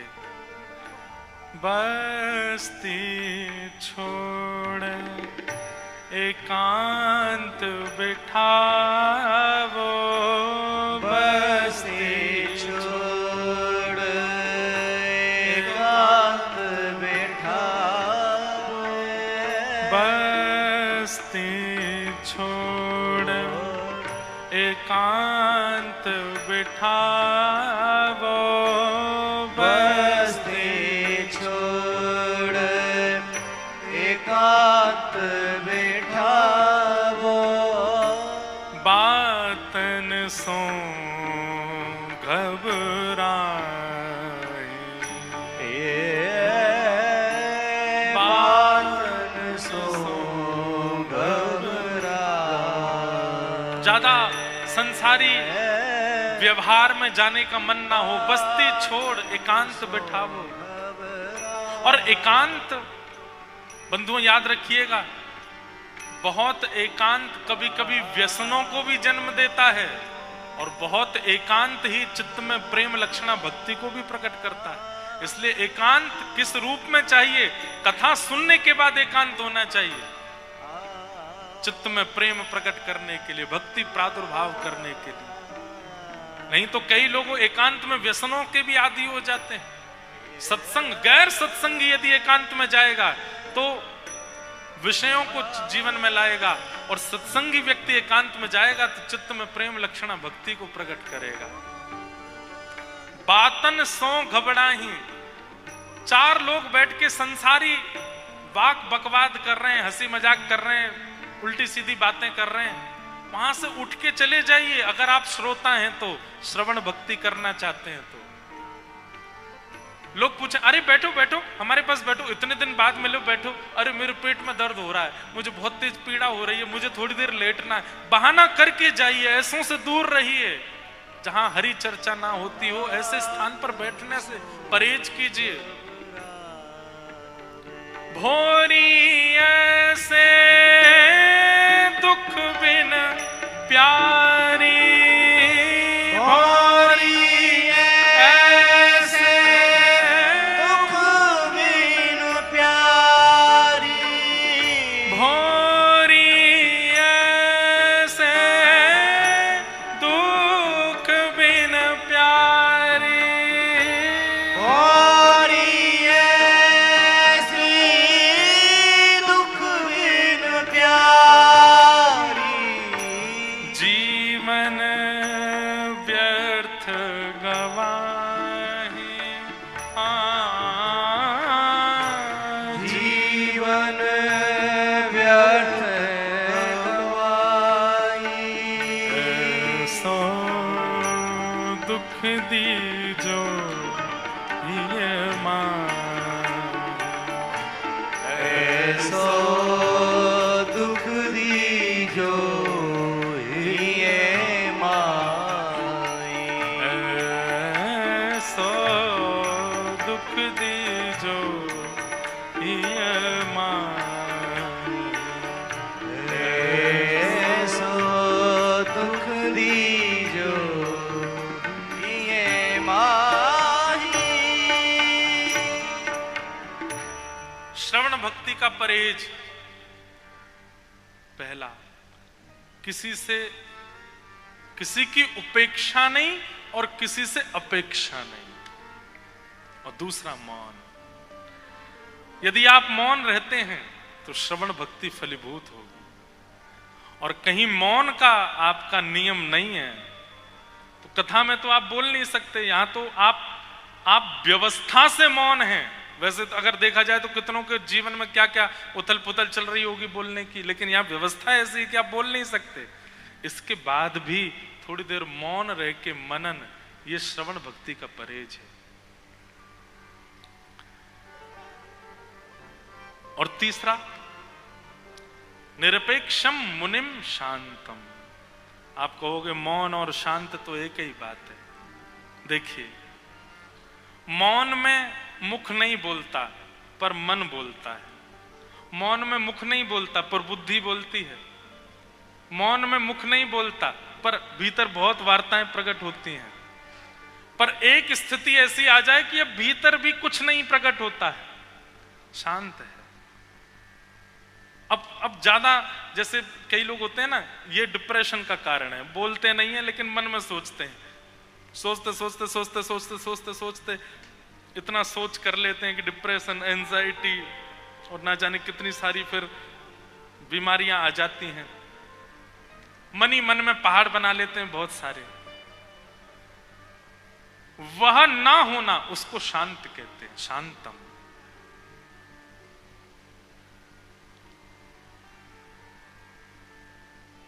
शांतम। ये श्रवण भक्ति से, बहुत ध्यान से सुनिएगा, श्रवण भक्ति से, सत्संग से, कथा से ये परहेज मिलते भी हैं, और सत्संग भक्ति को, श्रवण भक्ति को सदा चित्त में व्यवस्थित करने के लिए ये परहेज आवश्यक भी हैं। ये परहेज भी आपको कथा से ही मिलेंगे, शांत रहने का, उपेक्षा ना करने का, और मनन करने का, कथा से ही मिलेगा, बिना कथा के मिलेगा भी नहीं। ये परहेज हैं श्रवण भक्ति को स्थित करने के लिए, लेकिन ये परहेज मिलेंगे भी आपको श्रवण भक्ति से, कथा सुनने से, सत्संग मिलने से। निर्वैरम, किसी से बैर ना करना। कथा सुनने वाला कथा से निकलते समय अगर एक दो को कोहनी मारता है और जाके बाहर लड़ाई करने लगता है, तो उससे कितना बड़ा उपहास होता है कि बताओ, कथा सुन के आया है और बाहर आके हमसे लड़ रहा है। निर्वैरम, किसी से बैर ना करे। हम तो एक बात कहते हैं, सब संत जनों के बीच में कह देते हैं तो मोहर लग जाती है बात पे। कथा के पहले दिन उस व्यक्ति का चिंतन कीजिए जिसके प्रति आपको कभी ईर्ष्या हुई है या अभी भी हो जाती है। संसार में एक व्यक्ति तो सबके जीवन में ऐसा होता है जिससे किसी ना किसी को थोड़ी सी सही ईर्ष्या होती है। उसकी कोई चर्चा कर दे तो मन में उथल पुथल हो जाती है, अरे उसका नाम क्यों बोल दिया। सावधानी से सुनो। प्रथम दिन उसका चिंतन करना। अभी अभी सोच लीजिए किससे ईर्ष्या होती है। घर का कोई सदस्य है, पड़ोसी है, परिवार का कोई है, उसका नाम बोलते ही आपको लगता है इसकी बातें मत करो, और ये तो ऐसा है वैसा है। उसकी उपलब्धियों से आप परेशान होते हो, उसका अभी चिंतन कर लीजिए। और 9 दिन नियम रूप से कथा सुनिएगा, और 9 दिन बाद फिर से उसका चिंतन कीजिएगा।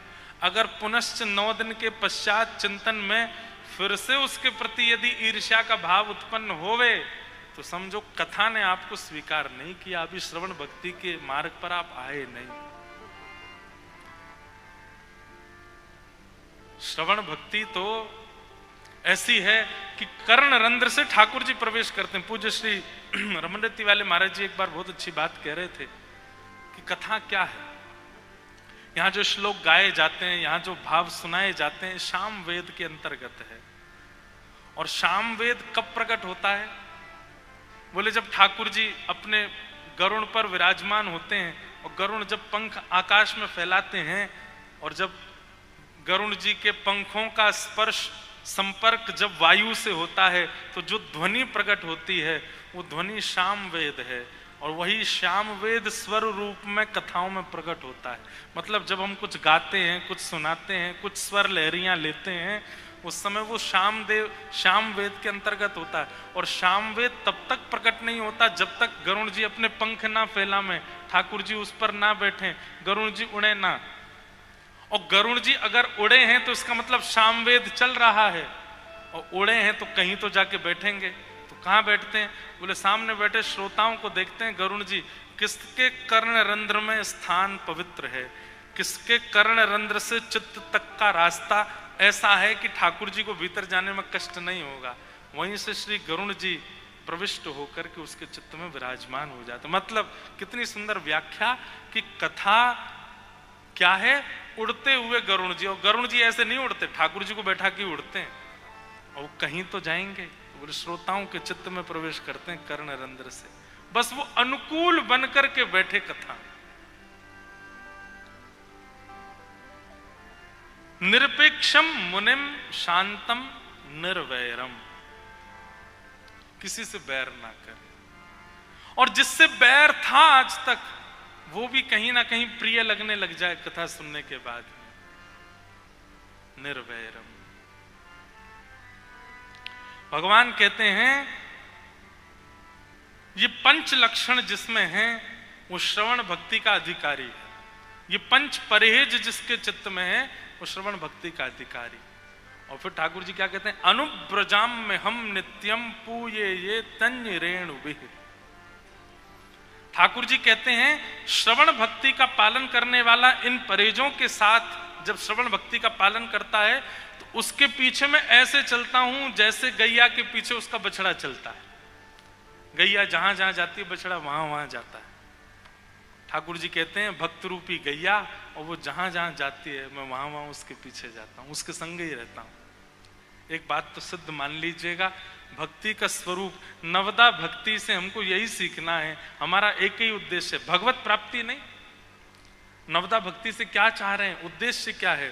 बोले हम बहुत डोल लिए ठाकुर जी के पीछे, अब ठाकुर जी डोले हमारे पीछे पीछे, हम जहां जाए वहीं बैठ जाएं। जित जाऊं उत ठाड़ो ही पावे, जित जाऊं उत ठाड़ो ही पावे। ब्रज की गोपियां, यथा ब्रज गोपिकाना। गोपियां ठाकुर जी को ढूंढने से प्रारंभ करती हैं। भागवत जी में गोपियां ढूंढती हैं ठाकुर जी कहां, लेकिन एक स्थिति ऐसी आ जाती है गोपियां जहां जाती हैं वहीं ठाकुर जी मिल जाते हैं।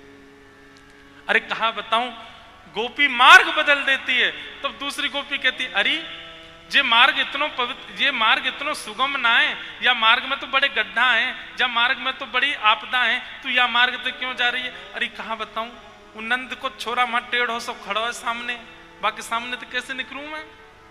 बाकी सामने तो जाऊंगी, सुध बुध खोदूंगी, और जन कहा करेगा फिर या हमारे मार्ग बदल के जा रही हूं। बताओ, ऐसी स्थिति हमारे जीवन में है। ठाकुर जी खड़े, छुप के निकल रहे हैं हम, जहां जाऊं वहीं आ जाए। माई मेरे श्याम लगो संग डोले, ओ माई मेरे श्याम लगो संग डोले। श्याम लगो संग, श्याम लगो संग, श्याम लगो संग, श्याम लगो संग, श्याम लगो संग डोले।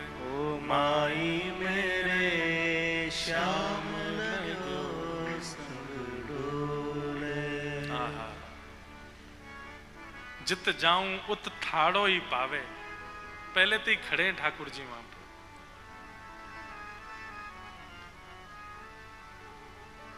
गोपियां दही का दान लेकर के जाती हैं मथुरा। दही लेके जाती हैं बेचने के लिए प्राचीन भारत में, और ठाकुर जी के समय पे ब्रजवासियों पे और कोई काम नहीं है। गौरस निकालती हैं, उसको फिर दही बनाती हैं, छाछ बनाती हैं, मक्खन बनाती हैं, उसको बेचने जाती हैं। ठाकुर जी मार्ग में ही खड़े हो जाते हैं, और मार्ग में आकर के एक नाकाबंदी जैसी बना देते हैं, जैसे टोल गेट होते हैं टोल टैक्स वाले, ऐसे ठाकुर जी एक डाल ऐसी झुका करके पल्ली तरफ मधुमंगल खड़े हो जाए पकड़ के। गोपीन से कहें कहां जा रही हो? बोले मथुरा जा रही है, दिखना रो बेक बेके का जे दही। ठाकुर जी बोले भैया दान दे के जाओ और निकल जाओ, या मार्ग को कर दो, टैक्स दो। गोपी कहें तुम्हारे पिताजी को मार गए। ठाकुर जी कहें नंद बाबा उनते पहले मेरे पर बाबा, उनते पहले मेरे पर बाबा, उन नहीं चल चल के पगडंडी ते ये मार्ग बनायो, या हमारे मेरो अधिकार है या को कर लेवे को। मेरे घर के मार्ग पे जा रही हो, मेरे घर के द्वारा बनाए गए मार्ग पे चल रही हो, कर तो देना पड़ेगा। गोपियां राह बदल बदल के जाती हैं, लेकिन ठाकुर जी पहले से ही ढूंढ लेते हैं कौन सी रास्ता ते जा रही, वहीं पहुंच जाते हैं। और फिर ठाकुर जी मांगे दही को दान, ठाकुर जी दान मांगे। हमारे नाना जी सुनाते थे एक पद चंद्रावली का, नंद लाडले ने घेर लई, नंद लाल ने घेर लई। सखी बता रही है दूसरी सखी को, अरे तो को विलंब कैसे है गो? बोले नंद लाडले ने घेर ले, नंद लाल ने घेर काय को? बोले दान मांगे दही को। तो दूसरी सखी के एरी इतनी सबरी सखी जामे वा मार्गते दही बेकवे के काजे, तो ये काय को घेरे लाला। बोले मैंने भी बात यही पूछी, पीछे वो सखी आ रही है, आगे वो गोपी गई है लाला, तेने उनते तो कछु ना की, तुम वो ये काय को घेर ले। ठाकुर जी उत्तर दे रहे हैं, अगली को पत्रो, ब्रजभाषा समझ रहे हैं, अगली को पत्रो पिछली को बासो, बीच की मेरे मन में बस गई, नंद लाल ने घेर ली। अरे सखी वो आगे वारी जा रही ना, पानी मिला के ले जाए दही में, पत्रो पत्रो दही वा को मैं तो ना खाऊं, और पीछे वारी एक वह 2 दिना को पुरानो बासु दही लेके जा रही है, बाकी में तो दुर्गंध आ रही है। ठाकुर जी को दूर से समझ में आ जाए ताजो दही कहाँ है। अच्छा एक और बात, ये भी हमारे ब्रज के रसिक जन कहते हैं कि ठाकुर जी रोज सुबह उठते हैं, उठ करके श्वास लें जोड़ते, और वह श्वास में कहा देखें कहाँ ते सुगंधी आ रही है नए नए मक्खन की, वहीं जामेंगे चुरावे, बासों कुसो मक्खन ना चुराम। यही हमारे तो नवनीत प्रिय हैं, नयो नयो मक्खन चाहिए ठाकुर जी को। इसका मतलब क्या है, इसका अभिप्राय क्या है? रोज की चली आ रही है वही नियम है, सवेरे इतने बजे उठाए दो, यहाँ तिलक लगानो, ये से चंदन लगानो, कोई परिवर्तन नहीं सेवा में, कोई नवीनता नहीं, कोई नवीन भाव नहीं, वो जैसे करते आए बस उठा के धर दिए, आरती कर दी, अगरबत्ती जला दी, चले गए। ठाकुर जी कहें कछु नयो तो करे ही ना है, कछु नवनीत तो देवे ही ना है, कहा करूं या क्या। वहां से ठाकुर जी चले ही जाते हैं, प्रतिमा रहती है बस वहां पे। ठाकुर जी कहाँ विराजते हैं? जहां पे अर्चक गोपी की तरह रोज नवीन नवीन भाव प्रकट करता है, नवीन नवीन कुछ कुछ कुछ योजना बनाता है। ठाकुर जी भी चौंकने मन में विचार कर, आज कहा करेगो जन, आज कौन सी नई स्थिति में लावेगो, आज ऐसो कहा बना के मुंह को पधरावेगो। नवीनता ठाकुर जी को प्रिय है, नयो नयो प्रिय है। अगली को पत्रो पिछली को बासो, बीच की मेरे मन में बस गई, नंद लाल ने घेर ली। अरे सखी फिर तेने कहा कियो? बोले मैंने कहा कियो लाला चतुर मने में बातें बड़ी चतुर। मैंने की लाला तेरे हाथन में गोबर लग रहा है, तेरे हाथन में मिट्टी लग रही है, तू या इन हाथन में कैसे दही लेवेगो? कछु पात्र लेके आयो घर ते? ठाकुर जी के ना पात्र तो नहीं लायो, पात्र लेके आ, पात्र की व्यवस्था कर। पत्रो दही ना है, बासो दही ना है, ताजो दही है, तो याके काजे पात्र भी तो अच्छा होना चाहिए। ठाकुर जी बोले अब कहां जाऊं, कहीं जाऊंगा तो तू भाग जाएगी, तो छोड़ के ना जाऊंगा मैं। तो चंद्रावली के मैं यहीं ठाड़ी हूं लाला, एक काम कर। बोले कहा, जो तू कान्हा दही को भूको, तोड़ला पतुआ तोए प्या दूंगी दही। लाला ये देख खूब सुंदर वृक्ष लगो, ऐसे बड़े बड़े पत्ता है, आके ऊपर चढ़ जा, एक पत्ता तोड़ ला, पत्ता को दोना बना के भाई मैं दही दे दूंगी तो को। ठाकुर जी बोले हम वे सखी सही कह रही है, ऐसे बड़े बड़े पत्ता या में तो खूब सारो दही आ जाएगा। सोई ठाकुर जी ने अपनी धोती ऊपर खोची, एक फेंटा बांधो, और महाराज जैसे ही ठाकुर जी ऊपर चढ़ गए पत्ता तोड़वे के काजे। सखी तो कह रहे सखी कौन सा पत्ता बढ़िया लग रहा हो, बता गोपी वही पत्ता तोड़ के लाऊंगो। सखी बोली अच्छा फिर खावे हो? बोले फिर का, 80 हाथ जब चढ़ गयो कान्हा। जब ठाकुर जी 80 हाथ ऊपर चढ़ गए और नीचे पूछने लगे, एरी गोपी बता कौन सा पत्ता तोड़ के लाऊं? सींग दिखा गई चंद्रावली गुजरी। नीचे तो बोली ले ले पत्ता, चढ़ रहे ऊपर, और महाराज दही लेके भाज गई गोपी माते। और ठाकुर जी जब तक नीचे आते तब तक तो भाज के महाराज माने पहुंच गई अपने स्थान पे। नंद लागल ने घेर ले। अभी पता है क्या है, हम घेर के बैठे हैं ठाकुर जी को। भक्ति की प्रधानता ये नहीं, भक्ति तो तब जानो जब ठाकुर जी घेर के बैठ जाएं आपको। जित जाऊं उत ठाड़ो ही। जितने भक्तों के चरित्र आप सुनते हैं उनने ठाकुर जी को घेरने से शुरू किया, लेकिन एक स्थिति ऐसी आई कि ठाकुर जी ने वो घेर ली। गोसाई श्री विठलनाथ जी गोवर्धन से मथुरा जा रहे हैं और ठाकुर जी से निवेदन करके जा रहे हैं कि जय जय मैं शाम तक आ जाऊंगा। जैसे ही गोसाई जी बाहर निकलने लगे ठाकुर जी व्याकुल हो गए। और महाराज जी वर्णन करते हैं कि बाहर गोसाई जी जैसे ही बैलगाड़ी पर विराजे या जो भी साधन था उस पर बैठे, तो ठाकुर जी मंदिर के गर्भगृह की खिड़की पे आके खड़े हो गए। और जैसे एक छोटा बालक अपने कभी पिताजी जा रहे हो, माताजी जा रहे, उनको देखता है और उनको रोकता है ना, और रोक ऐसे भावुक हो जाता है।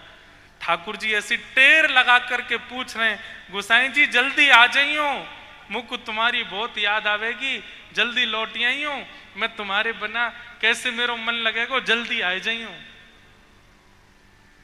गोसाई जी ये देख करके इतने भावावेश में चले गए कि ठाकुर जी को थोड़ी देर के लिए हम जा रहे हैं, उन्हीं के कार्य से जा रहे हैं, इतना प्रेम ठाकुर जी का कि हम जा रहे हैं और ठाकुर जी व्याकुल हो रहे हैं।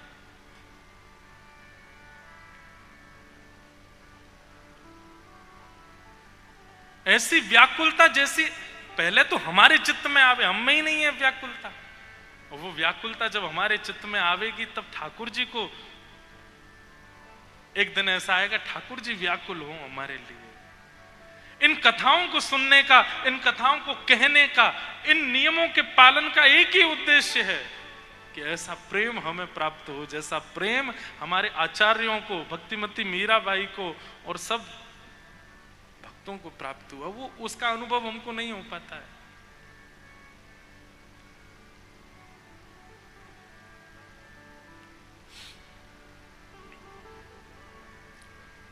ऐसा प्रेम प्राप्त हो। तो नवदा भक्ति का यही नियम लेकर के आपको जाना है कि इन 9 दिनों के भाव से आपके चित्त में ऐसा प्रेम प्रकट हो। तो श्रवण भक्ति के आचार्य श्री सुखदेव जी महाराज, परीक्षित जी महाराज, श्रवण भक्ति के ठाकुर महाप्रभु श्री जगन्नाथ जी। श्रवण भक्ति का परहेज अब बताए तो हमने 5 हैं, पर इनमें 2 प्रधान रूप से हैं। पहला मनन और दूसरा मौन। ये 2 ये श्रवण भक्ति के परहेज हैं। इनका आप पालन करो। आप परहेज करना प्रारंभ कर दो, परहेज से भी कई बार बिना औषधि लिए भी बीमारी चली जाती है।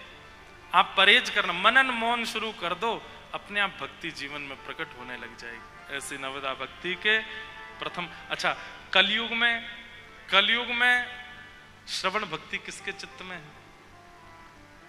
अब ऐसे तो बहुत नाम आ जाते हैं, बहुत नाम हैं, परंतु कहीं ना कहीं लगता है कि जब ये वाला श्लोक बोलते हैं ना, पूये ये तन्य रेणु भी, ठाकुर जी कहते हैं कि जो इन 5 नियमों में है मैं उसकी चरण रेणु अपने सिर पर लगाता हूं।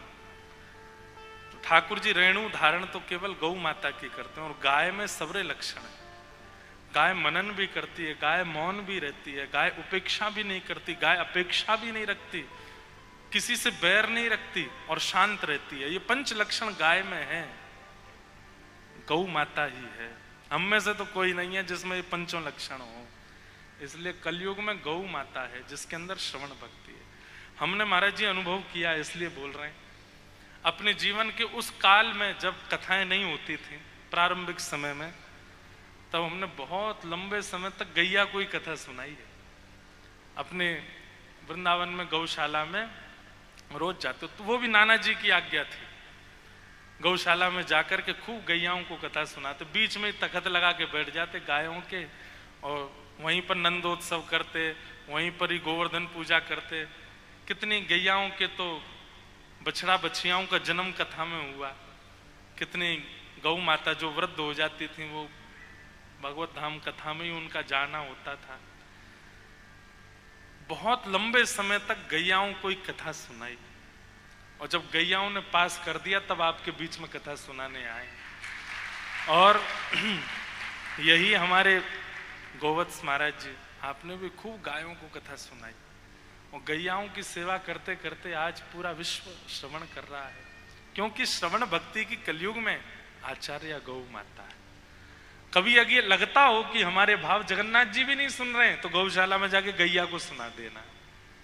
अरे कभी महादेव के मंदिर में भी जाते हैं ना, तो वहां भी नंदी ही बैठे हैं बाहर, महादेव को नहीं सुनाया जाता, नंदी के कान में ही बोलते हैं लोग, सुना है मैंने ऐसा, वहां उनको सुनाते हैं तब जाते। इसका मतलब क्या है? इस कलिकाल में भी यदि श्रवण कोई कर रहा है तो गौ माता। ऐसी अनेक भावनाएं हैं, श्रवण भक्ति आप सबके चित्त में प्रकट हो। इसी भावना के साथ प्रथम दिन के सत्र को हम विराम देते हैं। और कथा ठीक 10 बजे से शुरू होगी रोज। कुछ नियम है, 2-3 बात सुन लीजिए। कथा का समय रोज 10 बजे से है। कल, आज तो हो गई, कल और परसों 2 दिन और दास की सेवा। 1 तारीख से पूज्य मलुक पीठ वाले महाराज जी की सेवा यहाँ होगी, और भी सब संतों का यहाँ आगमन होगा। 3 तारीख से हमारे गोवत्स महाराज जी की भी सेवा यहाँ नवदा भक्ति पर होगी। आप सब लोग समय का ध्यान रखेंगे। दूसरी बात, कई लोग चाहते हैं कि हम मिल लें, तो शाम को गिरधर लाल जी का मनोरथ भी है। आज फूल मंडली का मनोरथ है, और शाम को कुछ कीर्तन होंगे, महाराज जी भी सुनाएंगे, हम भी कुछ भाव सुनाएंगे, और भी जो सब यहाँ आए सब कुछ भाव सुनाएंगे। ठाकुर जी के दर्शन शाम 7 बजे से, 7 बजे से आप सब लोग उससे पहले ही आकर के विराजमान हो जाइए। और कई लोग आते हैं कि हमको भी मिलना है महाराज जी से। हमसे तो आप क्या ही मिलने, पर आप सबको भी अनुकूलता रहेगी। अभी आप सब लोग प्रसाद पाके निकल जाना, शाम को आप 5 बजे आ जाओ, 5 से 6 बजे तक हम भी मिल लेंगे। आप सब लोग हमारे भी मूड फोड़ लेना थोड़ी देर मिल लेना, और उसके बाद फिर 7 बजे से यहाँ ठाकुर जी का उत्सव होगा।